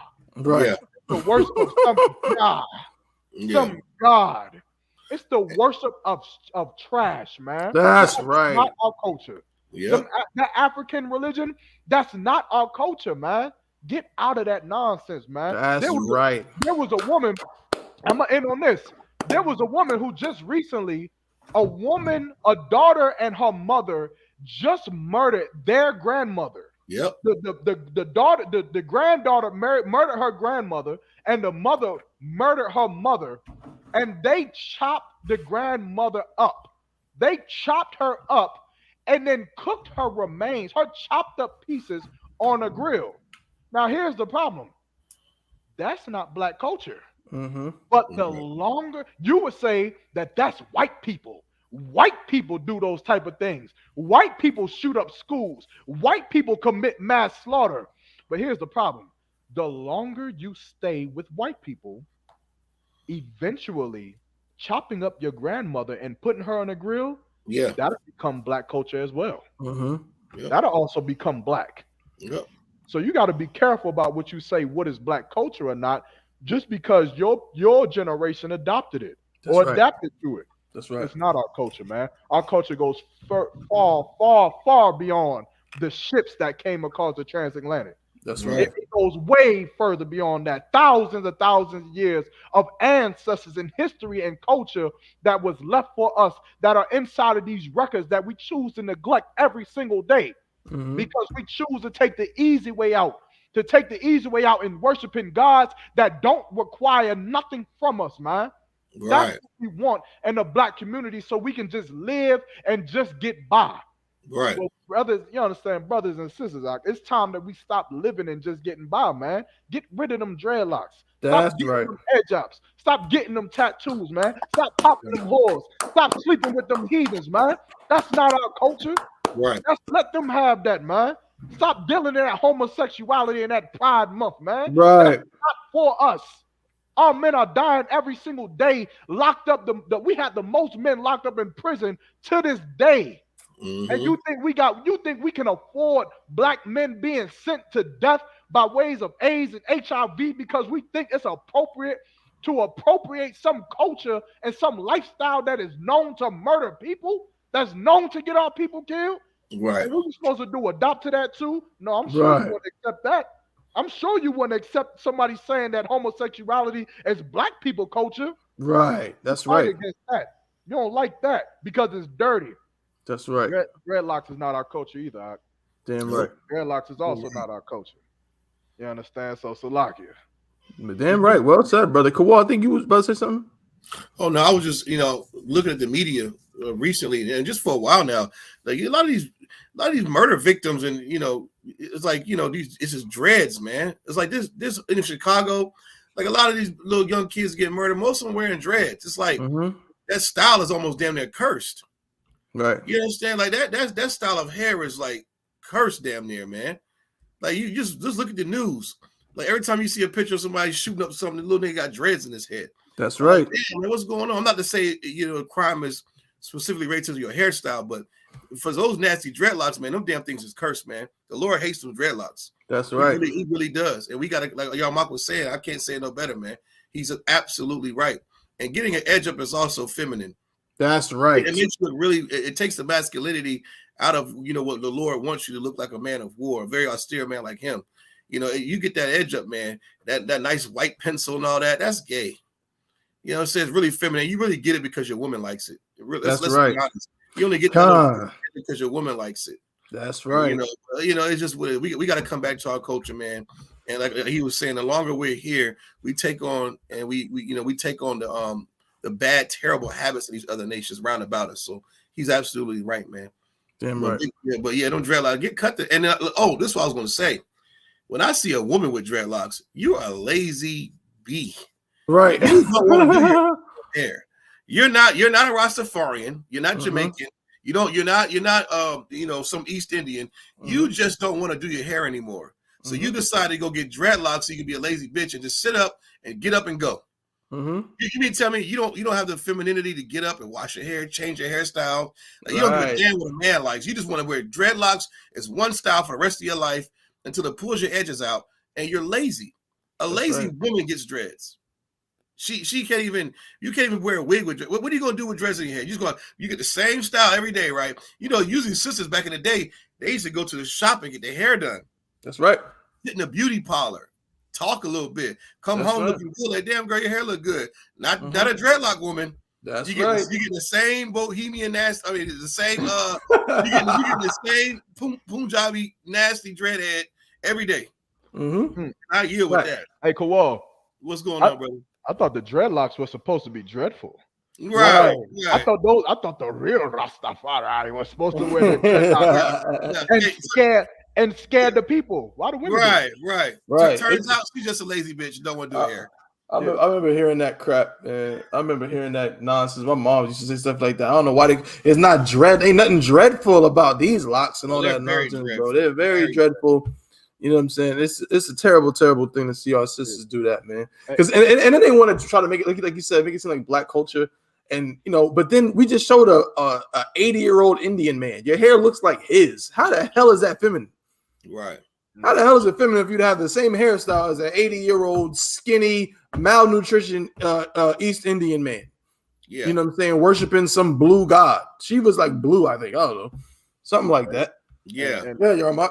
And for the sisters and for the brothers who is just hearing this for the first time, you got to understand that you got to put the blame where the blame needs to go. You may have not known this information. That's right. You've been taught your whole life that having dreadlocks and getting edge ups was fine, and that's okay. That's okay that you've been taught that your whole life. You didn't know. The Lord ain't gonna hold that against you. But understand this: you've been taught today. That's right. You've been taught today. Now you know. Now I implore you to go do some research. You understand? Get into class, ask your questions, and then make the appropriate changes, man, so that we can build our nation and we don't have to be misconstrued with some stinking East Indians, man. That's right. Right. I land my plane. We gotta get to something else, that one. I know it. Yeah, no sweat, bro. It's funny. We almost did it's funny. We did like damn near 3 topics based on one topic. No sweat. Yeah. Moving right along. Shout out to everybody. Yeah. Side note, I just had a random thought. I was watching something earlier. Who came up with certain skins with this basketball stuff? I just saw a clip real quick, and this brother everybody's hooping in DC, and the nigga just takes his shirt off, and he's the only one on the court with his shirt off, sweating, chest out, just like it's. I always thought shirts and skins was gay. Did y'all ever think that in school? Like when the coach would make y'all pick teams, and he'd be like, "All right, we're gonna do. It's too many y'all niggas, so shirts versus skins." And for some reason, I always end up on the skins, and I hate it. I'm like, "Yo, I take my fucking shirt off." You know what's funny? It's so funny you say that, bro. Because first off, it is gay. It is gay. Yeah, he's sweating, and then the Number nigga it's gay. But a lot of let's not forget, man, sports is gay. Now, what I mean, I'm not saying that. I'm not saying. I'm not saying that. I'm not saying that you cannot play basketball. I'm not saying that football. I'm not saying that the actual sport is gay. But a lot of sports culture, y'all don't front me. You just had this conversation. Hey, look, we're gonna debate. Culture is gay. Yeah. It goes all the way back to them Greeks. Yep. In them coliseums, and them auditoriums, the place of exercise, where they was in there doing push-ups naked. Yep. They was doing all kinds. They was doing squats naked. It's gay. Wrestling naked. Oh my God, wrestling naked. Oh my God, that's gay. Now I ain't gonna disagree with that. Now with the shirts and skins, yeah. I used to never wanted to be shirts. I mean, I used to never wanted to be. No, you said it right the first time, nigga. Yeah, Cock these out this month. Nigga, I gonna see me. Nah, I used to never wanted to be skins because it was like, man, I felt like I was gonna be. I don't even. It sounds gay, right? I didn't want to be too slippery, bro. Because yeah, man, like, it's gay. Yeah, like you can't shave that onion no other way. Either way you shave it, it's gay. Like, cause and pause, like no homo, pause. Cause I know that sounds wild as hell, but like I'd be so slippery that like I'd catch the ball, right? I'd catch the ball. You know how the ball kind of rub up on you a little bit when you about to shoot. When you're dribbling, you got sweat dripping down on you, getting on the ball. Then you flipping and falling in a puddle because like, I ain't got no shirt on to catch my sweat. Bro, that whole so is gay. Yeah, hey, nonetheless, man. Hey, look, that's you right, and that's heavy. But I'm saying the culture is gay because bro, Nick, like the things that happen in locker rooms is crazy. Yeah, things that happen in locker rooms, the culture that be happening behind the scenes with these sports teams be wild. All right. Let me just say that. But the shirts and skins thing was always, I mean, when I was a kid, high school, middle school, I was real skinny, so I didn't really care. But you know what I'm saying? But I'll be honest, it's funny because my man's in the world, you know what I'm saying? One of the ways, not we met that way, we already knew him, but one of the first major like incidents that we both remember of knowing each other, we was both trying out for the basketball team at our high school. You know what I'm saying? The same high school, I always say Ajike. Ajike went to my high school. But this is before Ajike went there. But we was trying out for the team. You're the original. I said what? So you the original. Yeah, I'm the original. Ajike I'm the original. But we was trying out for the basketball team, and they did shirts and skins, and he was big then. Pause. Yeah. He's a big cat. And you know what I'm saying? This is gonna sound crazy, bro. It's already starting to sound crazy. But okay, that slippery was wild, son. Bro. Like, as I tell you after the pause and no homo, right? But pause, like no homo, right? Hey, hold on. Let me just say this. Like, this is crazy. I'm gonna say it, but pause, right? Everybody don't got the same nipples, B. Pause. Word. He had the puppy joints. Nigga, some niggas be Hey, some cats flag on the play. Especially when you're young, everybody don't got the same body. Everybody don't got the same body hair and all that shit. So some cats can be self-conscious about different things. Yeah. My man was, self-conscious about his body in certain ways. And they put him on the skins, man. Word. That's crazy. That's crazy. No, I feel bad for him because I remember being in middle school and open runs, and you in the gym, and you remember the pennies, the nasty little net pennies. Yeah. For some reason they were never washed. Yeah. The coach was like, I would give y'all the blue pennies versus the shirts, but they dirty, so we're gonna have to do shirts and skins. And I don't understand something. That's like I don't want to see young boys shirtless. So I'm like, it's a lot of things I look back as rooted in pedophilia. I'm like, hold on, these are a bunch of 7th and 8th grade and 9th graders.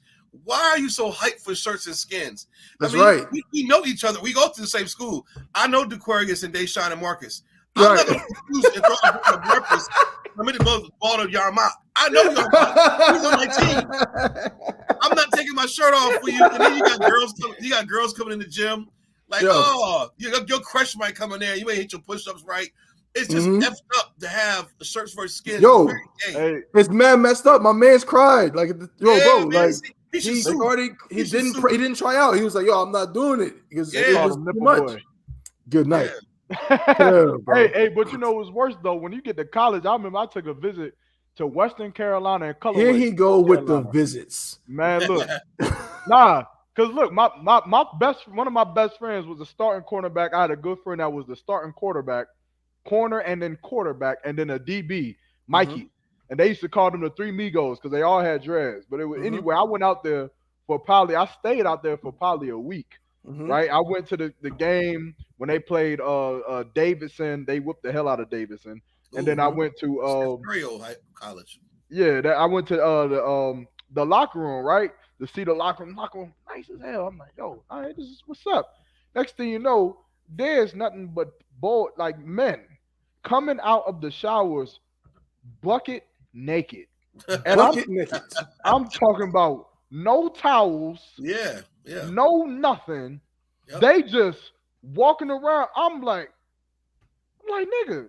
I'm like, in my mind, I remember thinking to myself, I'm like, I know you dried off with something. Yeah. Why don't you wrap it around your waist at least? Right. They don't care. They just walking around. Good night. Good night. Good night. Good night. Just look, and I'm telling you, man, because it was the gayest thing I ever seen in my life. I remember seeing it in the YMCA too, and I could not believe it. I thought that was just a college thing, and then you go to the YMCA, they just walking around, no towel, no nothing, just free as hell, man. Right. That's where I can agree that the culture of it is a little bit gay. Even the school I ended up going to, I remember seeing the locker room and the facilities, and I remember being like, yo, this shit is nice. We had the TVs, the LED lights, you can control it and change the color. We had the video games in there, the couches, everything. And I remember going to the bathroom, and I remember seeing the showers, and it was like 16 shower heads along one wall, and it was all open like we was in prison. Oh yeah. And I remember thinking to myself, like, why do they have stalls and borders up for the toilet, but they're not for the shower? Yeah. Like, what's the difference? You understand? Like, and it was like, bro, you expect me to go in there and take a shower, brother? You know, so like, that's real. I remember my high school was very old, and in terms of the building, I think my high school was built in like the 30s. Right. Great Depression. Yeah. You know, in New York, you know what I'm saying, everything's old. Yeah.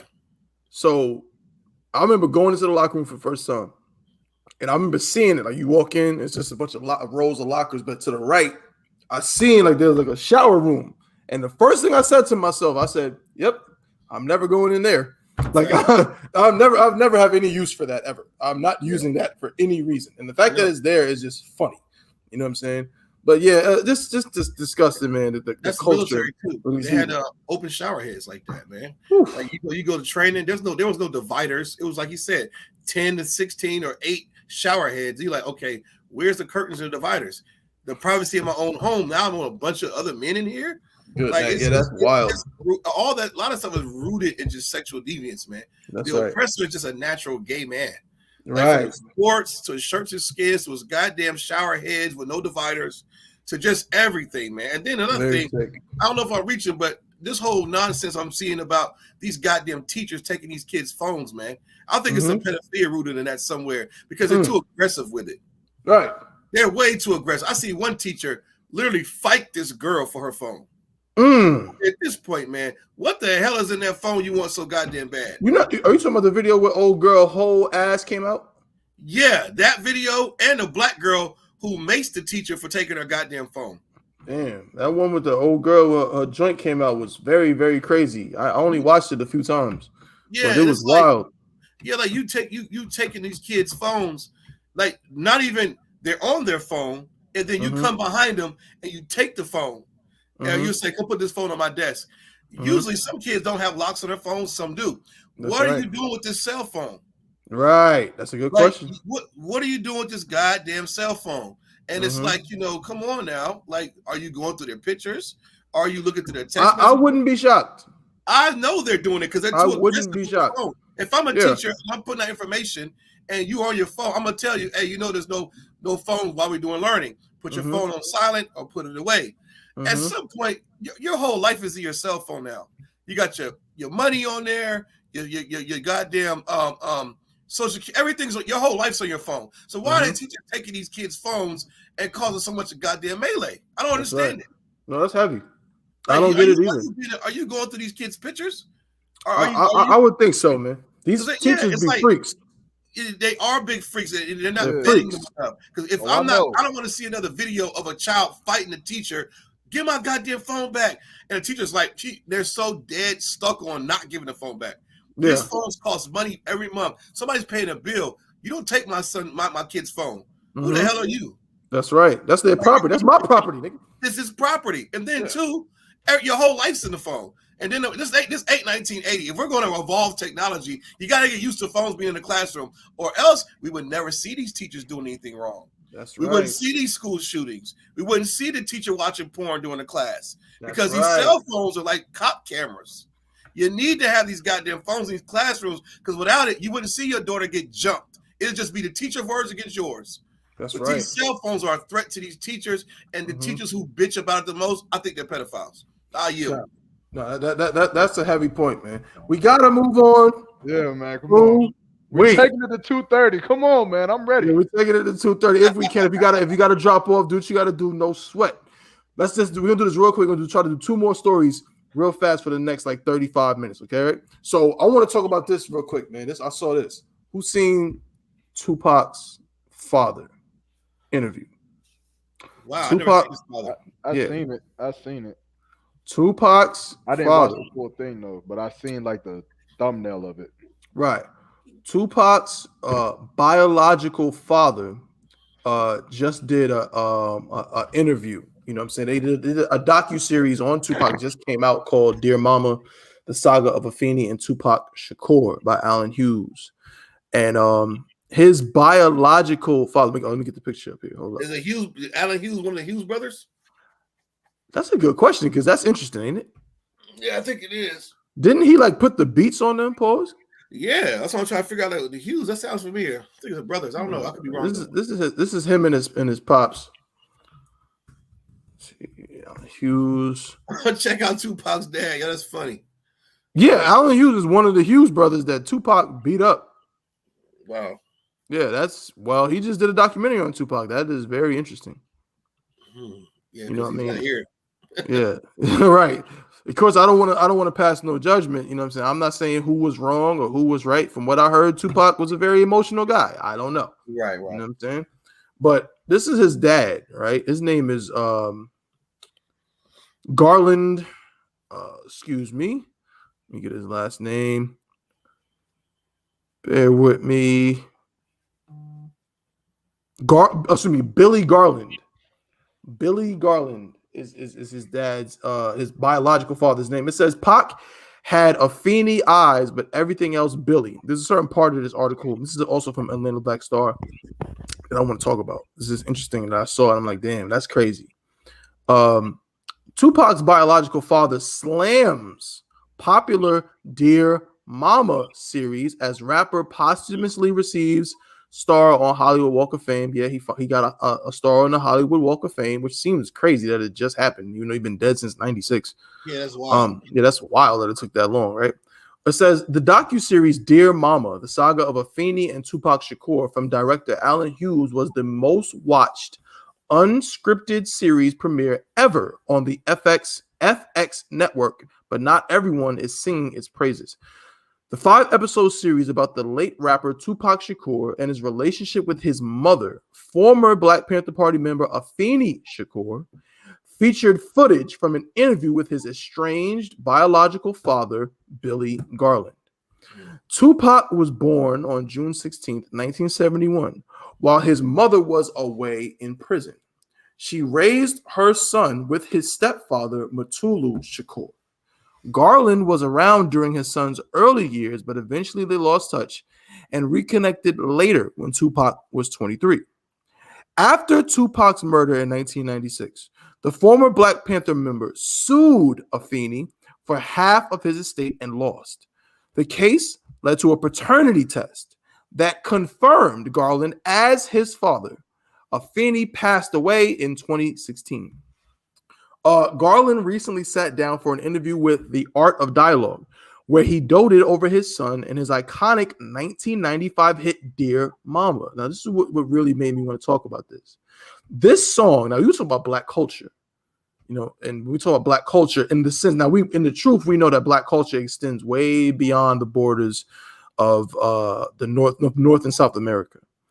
But when we talk about Black culture in a worldly sense, we're talking about, the aspects of Black culture as it pertains to America, right?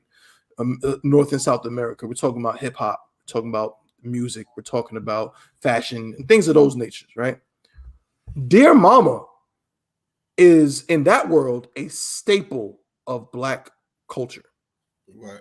An absolute staple. It is, if we were to make a list of the most prominent things in Black culture, music, fashion, whatever, Dear Mama would be up there. You know what I'm saying? And this is what his actual father had to say about that song. In the song, Tupac spoke about growing up in poverty, his mother's addiction to drugs, and his father's absence in his life. This is a quote from the song. No love for my daddy because the coward wasn't there. Mm-hmm. He passed away, and I didn't cry because my anger wouldn't let me feel for a stranger, he raps. They say I'm wrong and I'm heartless, but all along I was looking for a father. He was gone. I hung around with the thugs, and even though they sold drugs, they showed a young brother love. Yeah. Garland said that he disliked the song at first, but later realized, now check this out, man, this is heavy. We're talking about one of the most prominent figures, I would say, in American history. Garland said that he disliked the song at first, but later realized his son had been lied to about his whereabouts. This is a quote from Billy Garland. At first, I was upset because I'm trying to see you. But then it hit me, he recalled. One, I ain't dead. Mm-hmm. So you really didn't know. Because if you would have known me, then you would have known that I wasn't dead. So I knew there that someone had lied to him from that point. And so later on, when I found that out, that someone did lie to him, the song made perfectly good sense. Mm-hmm. The 74-year-old also said he listens to his son's music on a daily basis and still loves the song. I understood it totally. When I hear it now, I laugh. I still love the blanking record. I love it. I do. I think it's beautiful. I love all his music, though. I listen to his music daily, every freaking day, and I like it. Man, it's just a lot. Say what? I said OG from what I heard. Right. And notice how he said, now I laugh, right? Isn't that what a Black man always does? But I leave the floor open on this. To keep from crying. I leave the floor open. Yarma. No, but so I kind of, what was the gist of it? Like I know the story. Mm-hmm. Tupac just got the Hollywood Walk of Fame star, whatever. His father commented on the song. What was his point? Was his point to say that he was in his life? No. His point was that Tupac actually believed his father was dead for years. Oh, you dirty bitch. That's what this is. Yeah, that's exactly where I was going with it. That's what this is. Salaki, Kawal, you got it. Salaki. No, go ahead. Go ahead. You got it, brother. I mean, that's immediately what I thought. You dirty, stinking bitch. Yep. This isn't new. This isn't surprising. So you tell so that's what I'm saying. I might need a little bit more. So are you saying that Tupac, for his what did he die at 23? 26, I think. 26? Did Tupac for his 26 25, Salakia. 25. For his 25 years, did he not know that his father was alive, or at some point thought he died? He found out later on that his father was alive.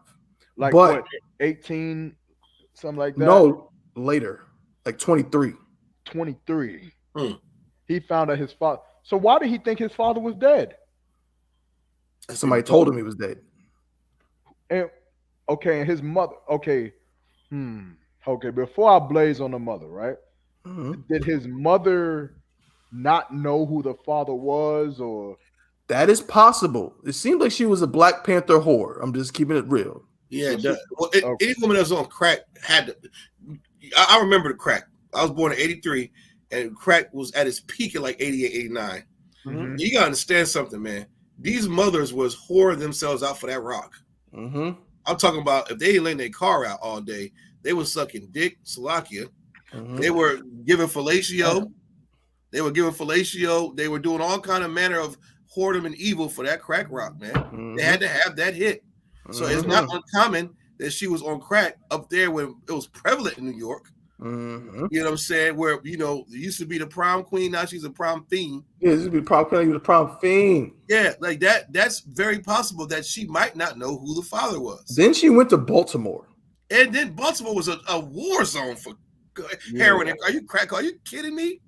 Like, that's not an uncommon story. It's not. So, yeah, that's very common. It's very common for women to be so prideful that instead of telling their sons or their daughters that they don't know who the father is, they'll just say he's dead, so that they don't even have to worry about it. Because if you tell your children, I don't know who the father is, one, the children's going to grow up asking why. How don't you know who the father is? And you don't want that conversation. That's right. And for two, if you tell them you don't know who the father is, then at a certain point in age, the son or daughter is going to go and look for the father for their father. And you don't necessarily want that either. It just so happens, you understand, that I guess this man knew who Tupac was. Like I said, before I say what I want to say, right? I'm quick to blaze on you understand, on a woman being stupid, but I'm also quick to blaze on a brother being dumb too. So I got to ask this question. How long did the father know that he was the father of Tupac? Well, it says he was in his life early on. Okay. But then somehow they became estranged when he was very young. So Tupac, of course, we know Tupac, if I'm not mistaken, was born in New York. Right. He lived in the Bronx, in the ghetto of the Bronx. So he was like 11 or 12. So could we say like Tupac was 4 or 5, and then his mother and his father started having issues? Yes. Okay. So Tupac was a baby, a toddler, and his mother and father starts having issues. And of course, the black woman kicks the father out the house. Right? And gets a new nigga. And gets a new man. Who gives her son his last name. Who gives her a woke man. Yeah. I've been through that. Now, hold on now, because I go through that. I've been through that myself. Right. So I dare someone to try to I'm ready. I'm ready now. So a baby is born, and when everything is all good, the father is there in his life and is being a father to Tupac.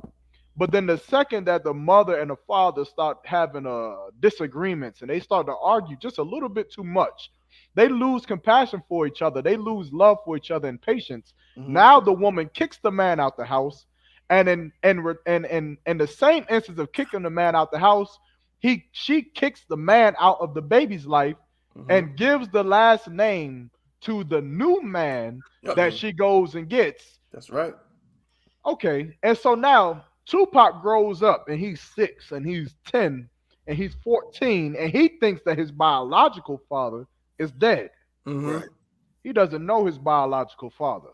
And of course, there's other men in his life. I'm pretty sure did his mother keep the same boyfriend that his last name is? I can't recall. I don't believe so though. Yeah, I mean, I'm a guess not, right? Yeah. He doesn't keep the same boyfriend, and then there's probably more than one man in his life, or it's probably one man that's not his father in his life. Who gives a damn, right? He gets older. He starts making music in his 20s and whatever, and he's 23 years old, and he finally finds out that his mother lied about his father being dead. And so now what? At this point, is this where Dear Mama came out? Yeah, he would have had to write Dear Mama later on. Was a Digital Underground phase a little bit after that. And because Brenda Had a Baby, I think, was his first outcoming hit. So he was already writing these songs. But Dear Mama comes out. The nigga said he was angry. He said his daddy passed away. He didn't cry because his anger wouldn't let him feel for a stranger. So you gotta think about it. he was built. That anger was built up. He didn't cry. But you know who also said that same sentiment? Jay-Z, and I think Shaquille O'Neal. Oh man, you brothers are weak. Yeah. You brothers are weak, man. It's such a sad story because it's so prevalent in black community. It's so prevalent in our communities. You understand? Where we got men or boys who are born without their fathers or raised without their fathers, and it's because of some dragon of a bitch That's who does right. not want them that husband to be inside the father's life. Right. This is black women. This is your fault when you do these type of things. And I hate to say it that way. I hate to be so direct about it, but this is just the truth. When you do things like this, you don't understand how you destroy a black man's life. Right. You got this brother growing up thinking that his father was dead. Yeah. That's what you decided was best for him. You got him growing up not having at least a phone number.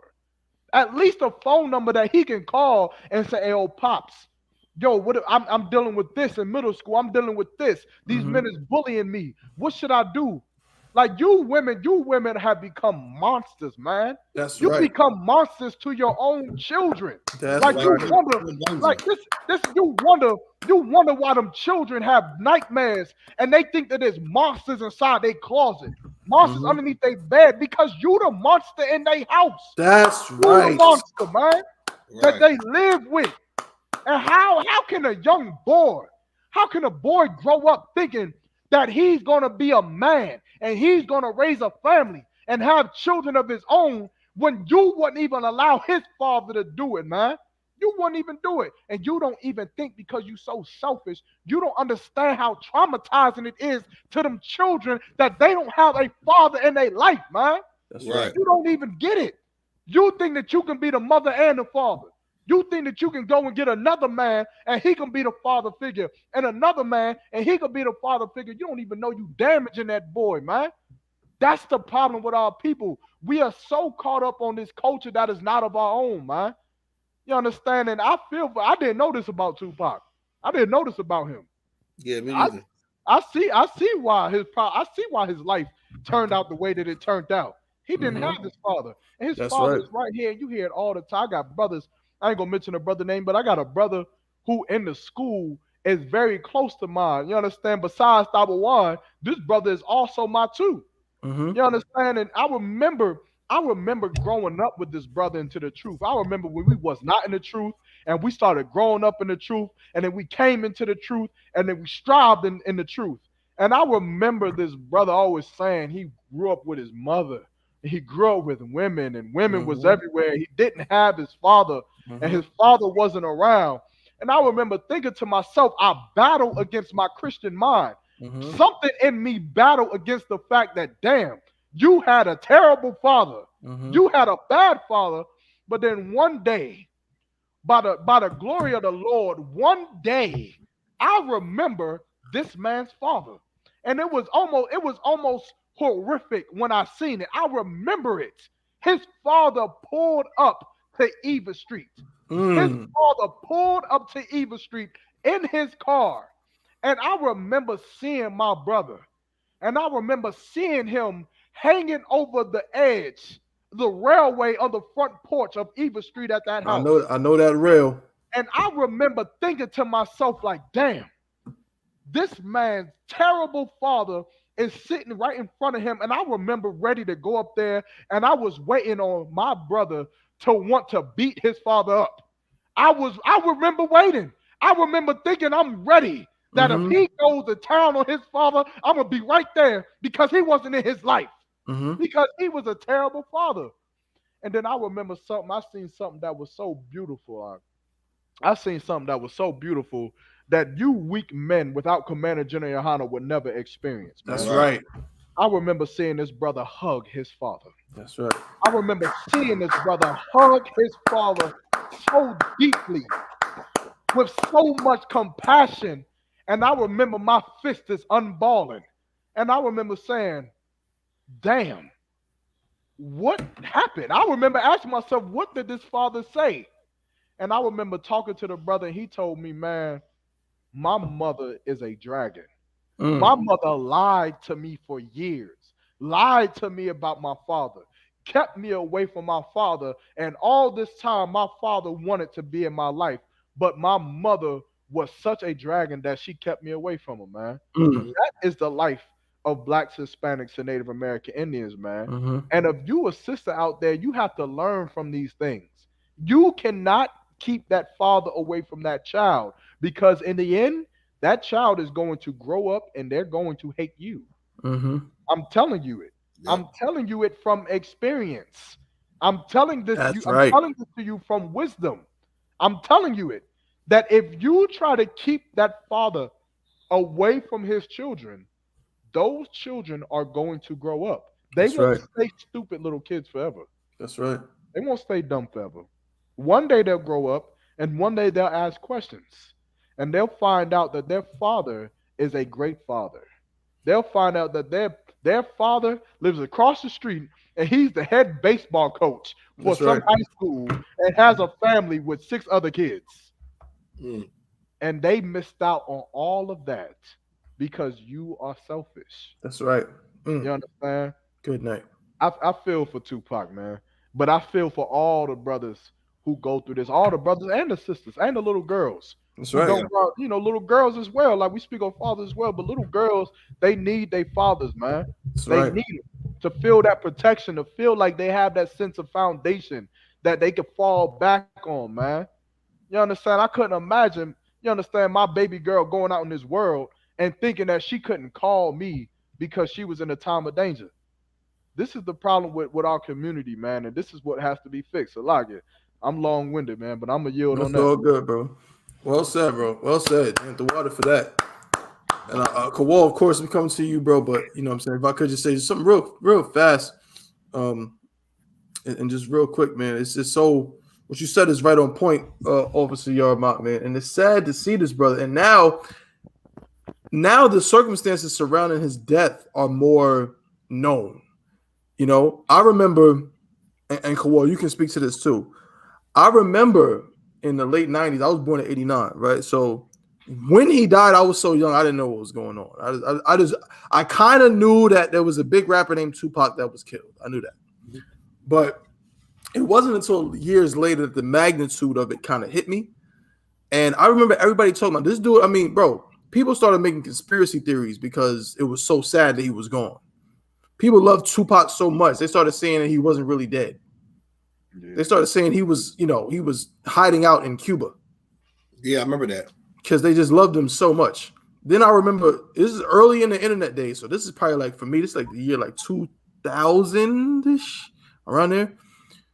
I remember one of my friends had printed out pictures from the internet of Tupac's autopsy. Yeah. And showed it his dead body. And I was like, damn, that's crazy. He's really dead. You know? But it's just so crazy to think about this, man. Tupac, for all of the money he had, all of the fame that he had. Remember, Tupac been famous since he was like 17, 18 years old because he was running with Digital Underground. Sure. Then he started doing the acting thing. He was nice with the acting. Then, of course, the album started going crazy, and he kept. I mean, yo, he would have been, bro. Like if he hadn't died, we talking about he might have been hip hop's first billionaire. Yeah, for sure. You know what I'm saying? This dude was talented in so many ways. Whether you like his rap ability, that's whatever. He was very convincing too. Yeah, he was something. He was pause. He was special. But guess what? He died just like a nigga, just like one of us. He just died, like just any old, you know, got into a fight in a casino over gang-ish, like any one of us. Yep.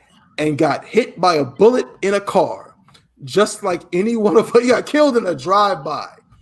And guess what? And because as Black people, we didn't want to accept that. We don't like to look at things. We believe so much, as General YAHANNA and General Muhammad have said so many times. We believe that money is the gateway for us to get out. We believe that riches and fame is how we escape our captivity. So when somebody who's rich dies like us, we say, no. That's impossible. No. There's no way. No, a drive-by? No. The government killed Tupac. Bill Clinton. Yeah, that's what it is, man. The administration, they killed Tupac. But guess what? No, Tupac died like every other black man you've ever known in your entire life. Right. Why? Partly because he didn't have a father in his life. That's right. Because some selfish bastard lied to him and said, your father's dead. Yeah, can't help you. Your dad's dead. Yeah. So your mother is your real father now. That's your don't worry about him. Your mother is your mother and your father. And so he wrote songs like Dear Mama. He wrote songs like that. And Officer Kawhi hit something on the head. Salaki, pause perfectly. I know I'm talking a lot, but it's so heavy what you said, bro. His mother was a crackhead. He said it in the songs. Right. A crackhead is a terrible mother, Ak. Man. Yeah. Like, our community is so broken that we have romanticized our relationship with drug addict mothers. We love our mamas so much. We're boys to men, them pieces of garbage. What they came up with, mama, right? Mama, you're the queen. Like, go ahead, hit it, Thawan. Just show the talent, man. No, not today, Yarma. We not on that. Not today. But we will literally celebrate a crackhead, junkie, heroin addict, disgusting, sell her children. We'll celebrate the mama. Whoever seen that movie with Ving Rhames? That's a disgusting movie.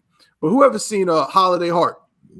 I've seen pieces of it. It's a disgusting movie with Ving Rhames playing a nasty, effeminate woman. Yeah, effeminate man. Excuse me, who wants to be a woman, right? Iraq steered me away from that one. Yeah, good. You ain't missed nothing.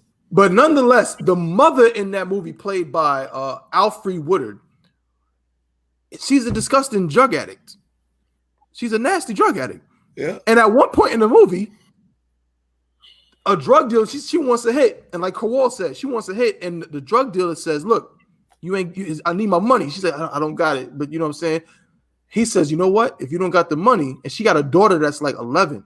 Man. And the drug dealer says, you know what? No sweat. I'll take this sweet young thing right here. Yeah, I remember that. And the mother looks at the daughter, and the daughter already knows what time it is. She's like, what the hell? Yeah. And she's like, baby, don't worry. He just wants to talk to you. Don't worry. He just wants to give you a hug.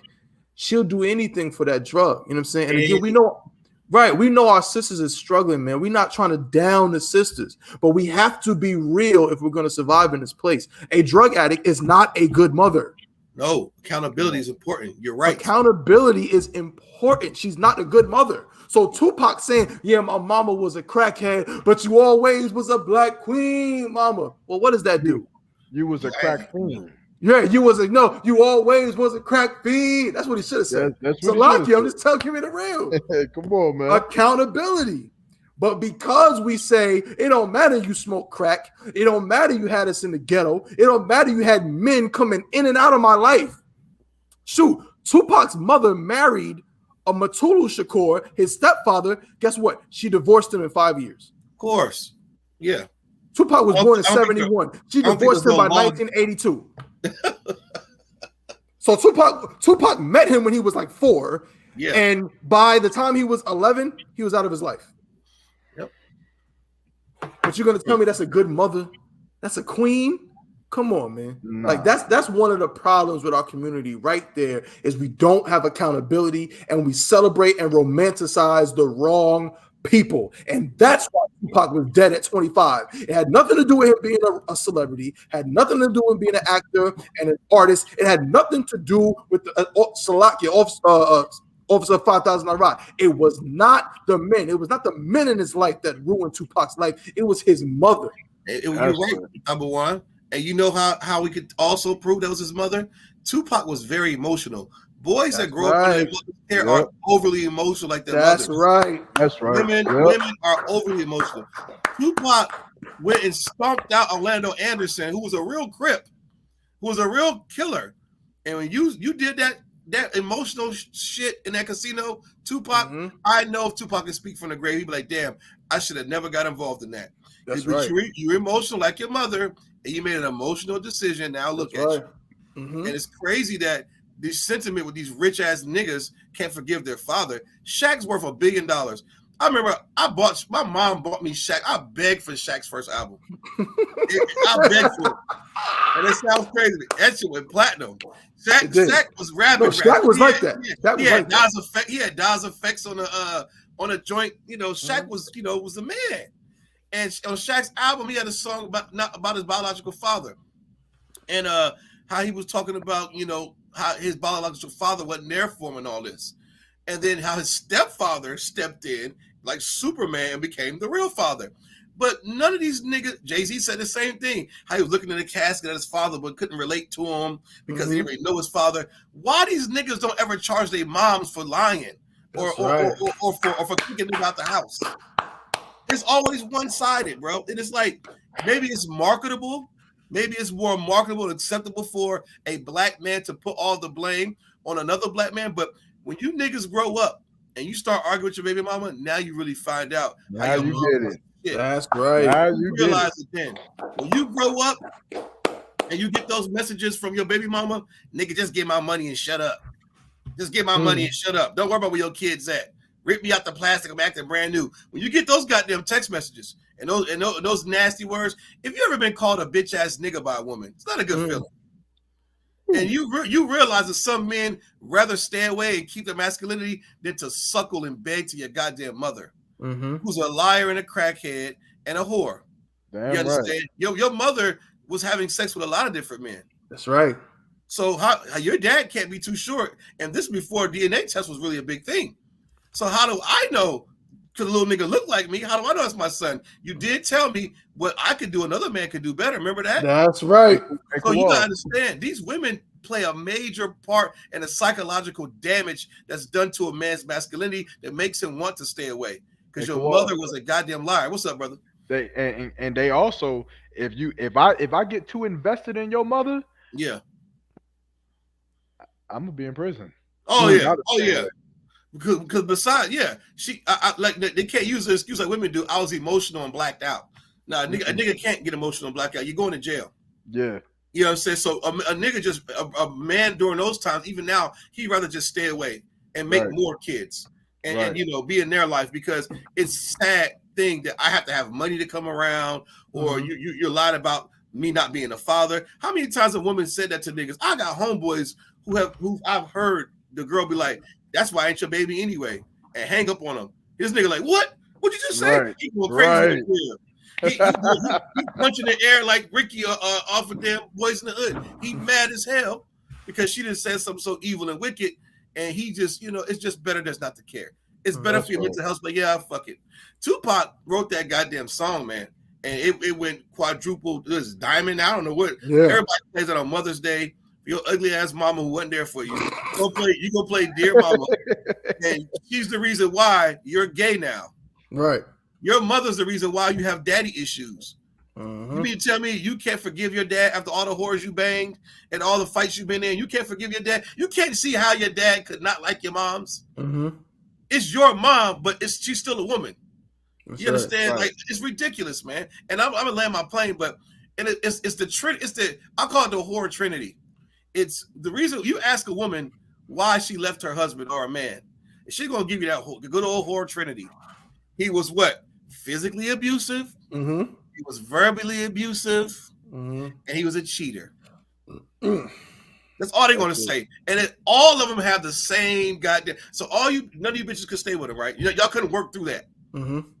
But we gotta worship you, and even though you was on crack, Miss Shakur.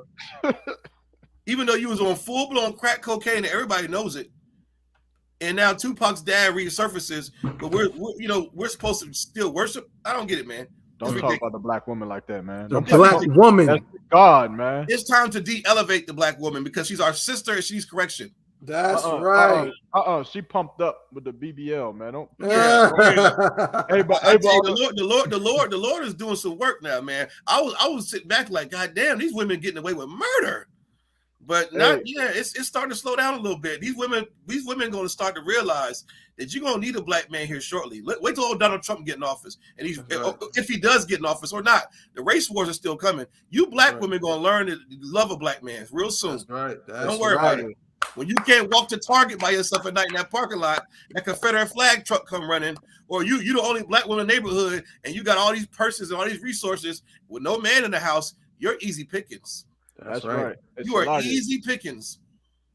Hey, Salagi, if I could too, one, you mentioned something about accountability. Even this past Mother's Day, I got hella slack for a statement that I made, which was that if your son or your daughter is calling you from a jail cell, or they calling you they homosexual, they calling you they gangbanging, they calling you they doing all kinds of wickedness, then when they call you and give you gifts of Happy Mother's Day, then you should take those gifts and you should throw it back in their face and say, I don't deserve anything because I failed you as a mother. That's right. I got a lot of slack and a lot of backlash from those statements, man. But that just goes to what you say. We don't want to take accountability. You understand? I'm in the truth. I understand the truth, and I understand how to raise my children. But I guarantee you this: if my child grows up and becomes homosexual, I'm going to question myself. I'm going to say, what the hell did I do wrong? Right. I had to have done something. I couldn't live with myself. I'm going to hate myself for my part that I played in this child's life, because I'm going to think I must have missed something. Something. There must have been a summer camp I missed. There must have been a sign that I missed. There must have been a time that he tried to come and talk to me when he was 8 years old, and I brushed him off because I was too busy with something else, and I missed it. And because I missed it, and because he's not perfect, I have to blame myself. Now, here's the problem with you stupid bitches. You think that you should never blame yourself. Because you did everything you could have. Right. Here's what you do. Here's what you don't understand the spirit behind it, how Christian and how gay that is. When you have the spirit of, I require nothing less than perfection, then you will get perfection. That's the spirit that you should have. But when you're a Christian, you believe, well, everybody falls short. Everybody falls short of the glory of God. Of course, I can't be a perfect mother. Well, then, bitch, your children ain't gonna be perfect either. Right. Your son ain't gonna be perfect. Your daughters ain't gonna be perfect. Here's the difference between me and my family. I'm gonna be perfect. I myself will be perfect. That's right.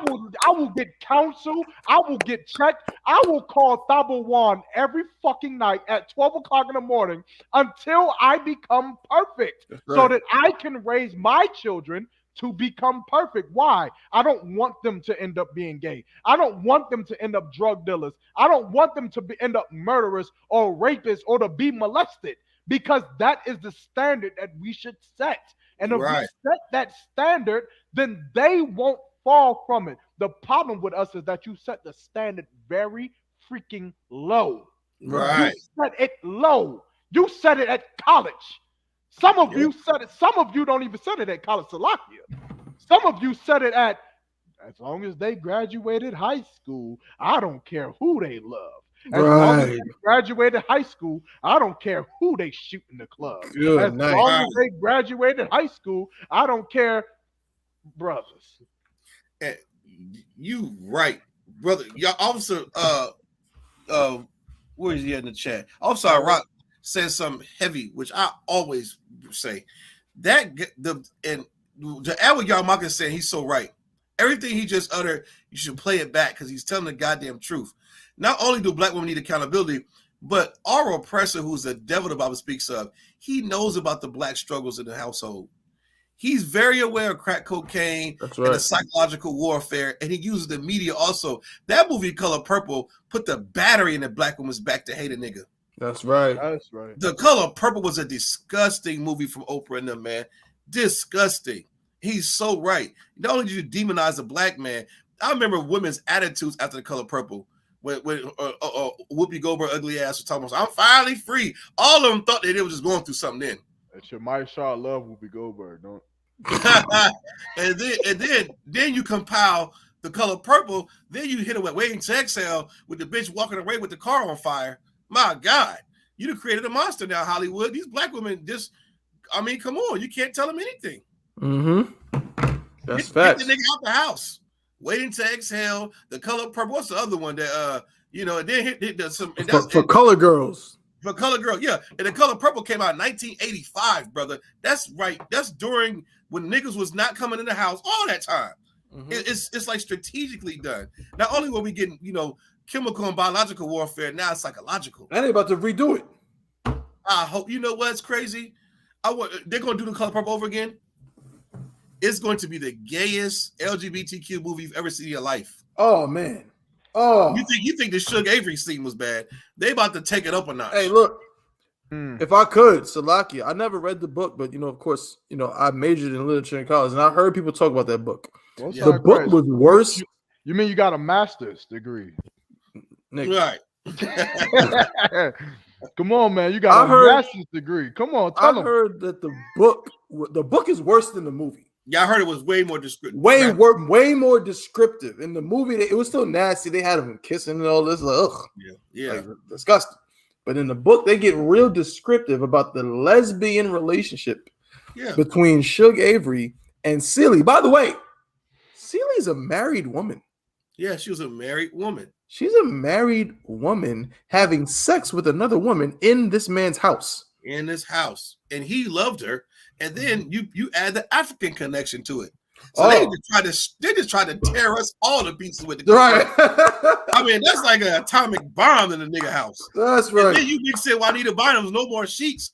Brother, you got a monster on your hands. That's right. I don't know if y'all familiar with Juanita Bynum, but you got to go back. If you black Christian women love Juanita Bynum, and that Color Purple mixed with Juanita Bynum and Wait to Exhale, brother, you created some kind of head-shaking monster in your house.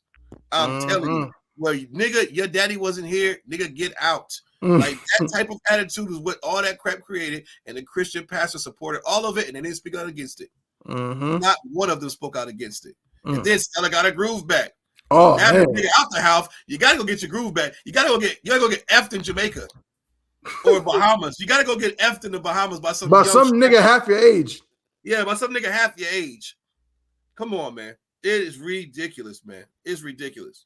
We gotta get to hey, this one episode. We gotta get to these goddamn movies. I got a list of some of the most disgusting movies that detrimental to the black community. I got a goddamn list.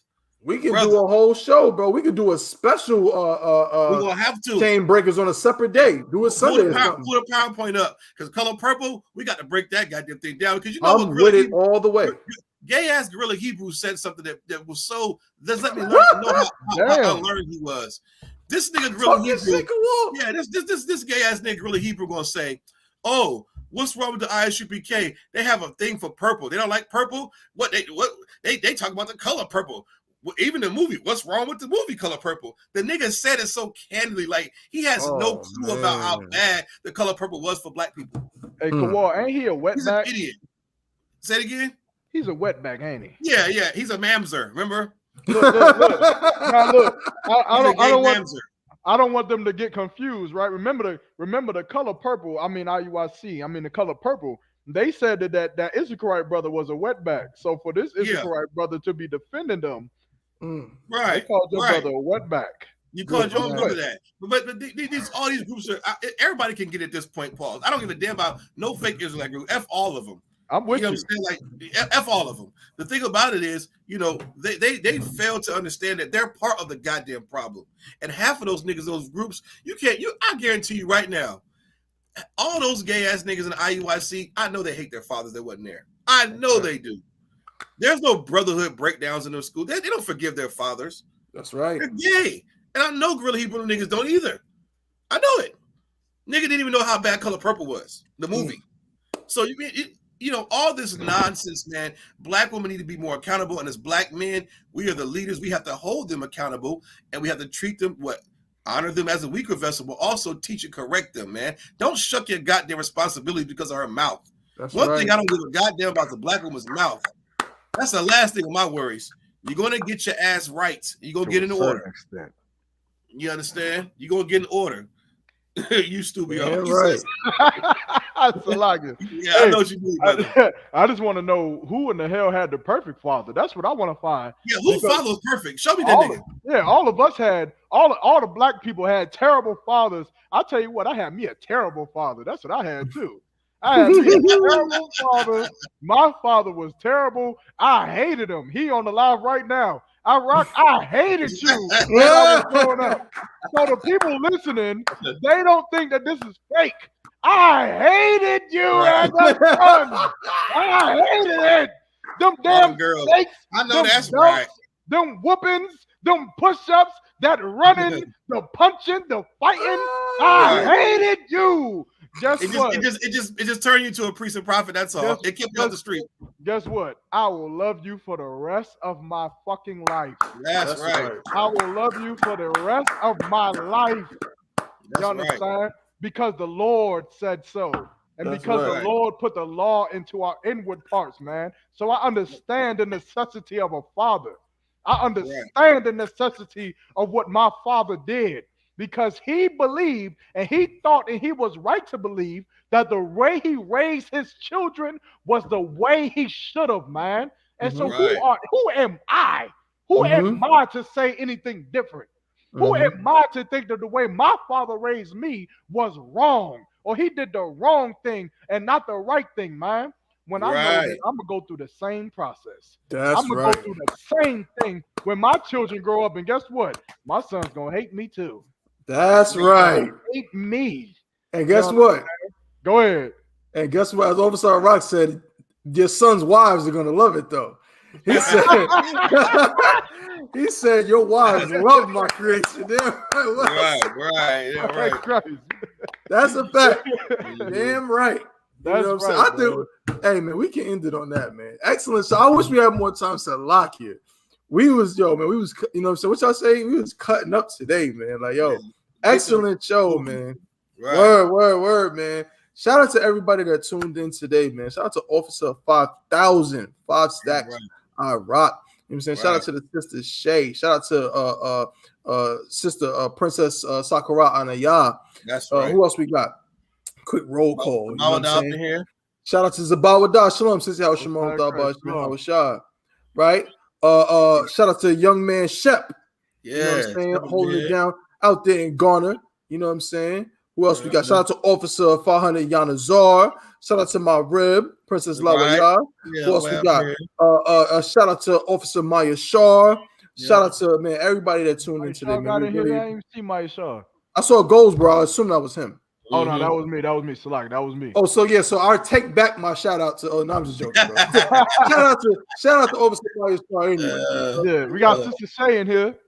Yeah. Oh, in Christ, man. Shout out to Sister Shay. You know what I'm saying? Right. Shout out to first of all, give a hand clap, round of applause. You know what I'm saying? The water, the captain of 13,000 Naya thought this show would not exist. Right. We would not have this platform if it wasn't for the approval of Captain of 13,000 Naya thought. You know what I'm saying? Who is our captain here in North Carolina. Unfortunately, let me say also shout out to Captain of 10,000 Yagarwa. You know what I'm saying? Right. Shout out to Cap, man. He couldn't be with us today. But Lord willing, he's gonna be on with us next week. We're gonna keep rocking out on the Chain Breakers podcast. Shout out, obviously, our rock is crazy, man. Shout out to shout out, whatever you want to call it, man. But IUIC out there posing their sister, trying to get us hemmed up on Facebook. Yeah. Good night. Y'all are desperate and disgusting. And let me say this last thing before we head out. I gotta say this last thing because Officer Rock be on the phone every day. Man, he showed me something that was crazy. Pause. These cats, you know that I'm gonna say it. It's green light right now, right? Yeah, green light on new niggas. It's green light. Purple, green light, right? Purple light. The IUIC, y'all think y'all slick. Y'all out here, y'all got people confused, bro. Y'all got people out here looking at us at the I.S.U.P.K. talking crazy about us, talking about, I.S.U.P.K. y'all puffed up. Y'all arrogant. Y'all think that, you know what I'm saying? Y'all say y'all the only ones with the truth. You idiots. Right. We are the only ones with the truth. And guess what's crazy? You know that the IUIC thinks they're the home of the truth, right? That's so gay. You idiots are out there. Y'all are out there saying, no, IUIC, man, y'all the ones who, I.S.U.P.K, y'all bullies, man. Y'all got it coming to you. And I hate those soft niggas, man. IUIC hates your guts. Are you kidding me? They think this one. In the I.S.U.P.K, we make it very clear we're the home of the truth, and the rest of you niggas is Christians. Straight up Christians. Straight up. Tambourine Christians. Tambourine Christians. IUIC, guess what? They pretend and act like, oh, it's all good. Da, da, da, da. Right. Meanwhile, they all think that the rest of y'all niggas ain't making the kingdom. Right. Oh, that's what I found out. A nigga came in our school. I ain't gonna mention his name. A brother was in the IUIC in the beginning gay stages. Thank the Lord he was delivered from that nonsense.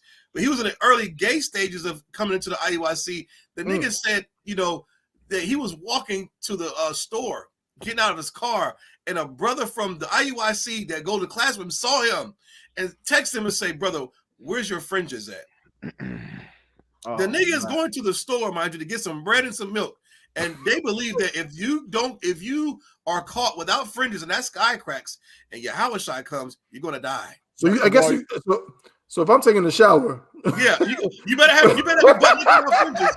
Hey, your washcloth better have fringes on it. Yeah, hey, you know what that really means? If they don't see you with their fringes, they may rape somebody.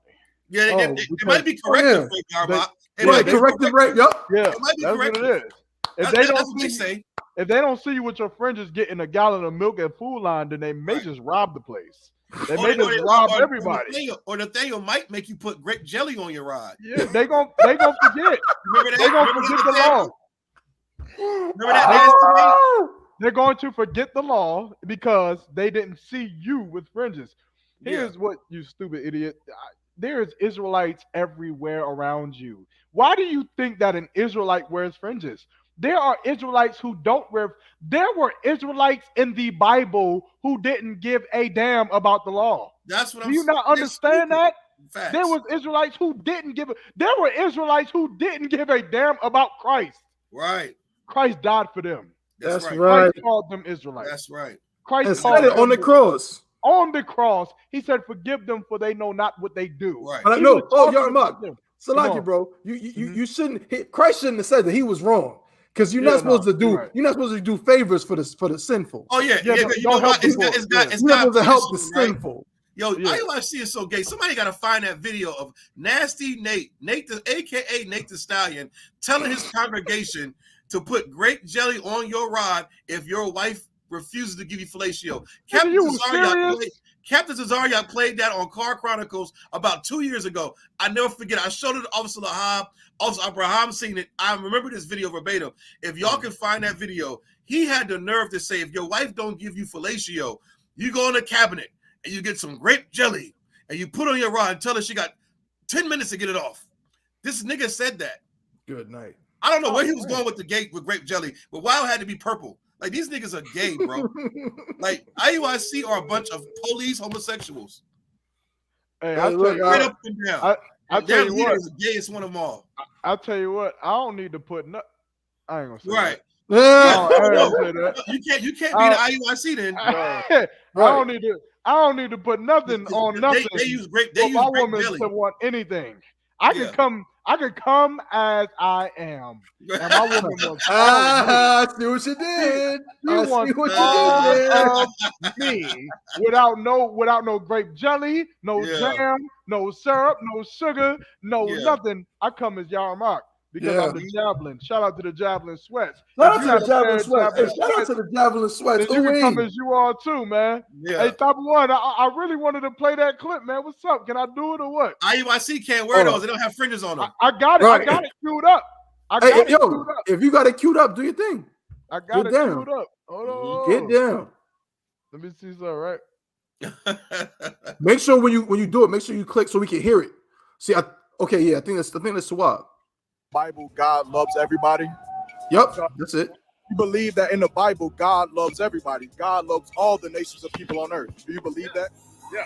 And like I said, I believe no matter who you worship, whether you call him Jesus, whether you call him Allah, whether you call him Buddha, I think it's all the same entity. He just had to touch individuals in different ways. Pause. Hey, That's why we have different religions, because everyone was not going to conform to one way of worship. So my last question, if God loved everybody, then why did God kill the Egyptians for enslaving the Israelites the same way that America enslaved black people today? I don't. don't have an answer for that as far as why God did that. I think it was the only thing I can say on. Yo. Man. Hey man, Hey, that was dope, brother. Hey man, shout out. You know what's crazy about that clip though? We at the Bimbe Festival, right? The Blackity Black Festival, and niggas still love White Jesus. Love him. Yeah, KRS-One loved White Jesus and Martin Luther King at the end of it. Love him. We are destroyed as a people, man. It's important we get out here. They need us in this world, man. They need the Lord. They need the I.S.U.P.K. We the last hope, man. This is crazy. That's right. God damn, man.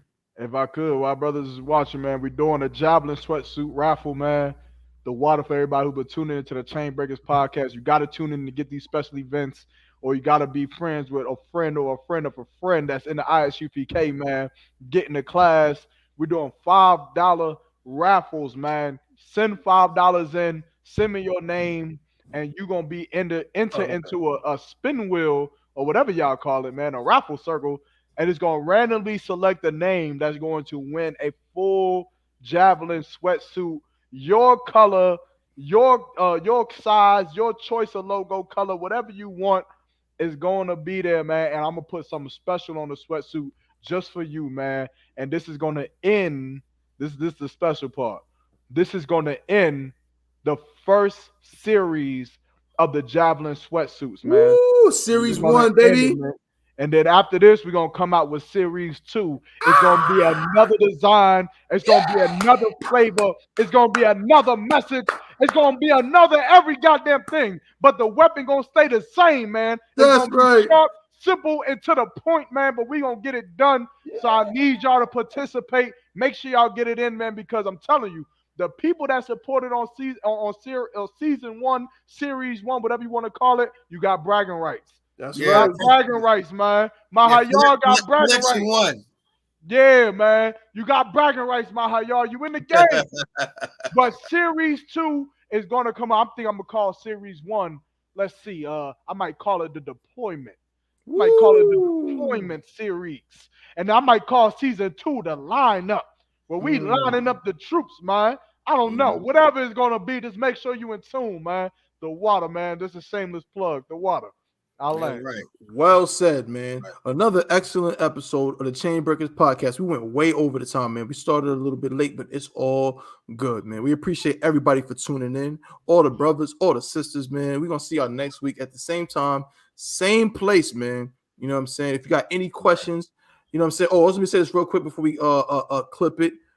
We got the Cash App right there for the donations, right? Also, if you want to enter into the raffle, okay? But also, man, do not forget to pay your tithes, man, to the I.S.U.P.K. Go to ISUPK.com. Let me adjust this. Actually, bear with me. It's really, I think now it's I.S.U.P.K. 144, right? I.S.U.P.K. 144 for the what? The Cash App? Yeah, no, for the website, the general website. I gotta check. I think it's I.S.U.P.K. 144. Try that out. Try ISUPK.com, but then try ISUPK 144. To pay your tithes, man. Gotta pay them tithes, man. You know what I'm saying? That's our job. You know what I'm saying? To get that 10% to the Lord that does not belong to you. Okay, the 10% is not yours. You give it to the Lord. You can use Zelle as well. The Cash App, I'm not sure if the Cash App is back up, but make sure you pay your tithes, man. If you want to hit us up, man, hit us up at chainbreakerspodcast@gmail.com. You know what I'm saying? So we're going to see, like I said, we're going to see y'all next week. Same time, same place. Shout out to everybody that tuned in for today. To the brothers, we say shalom. Yahweh Hashem, Yahweh Shah Barakatah. And to the sisters, we say shalom, Yahweh Shema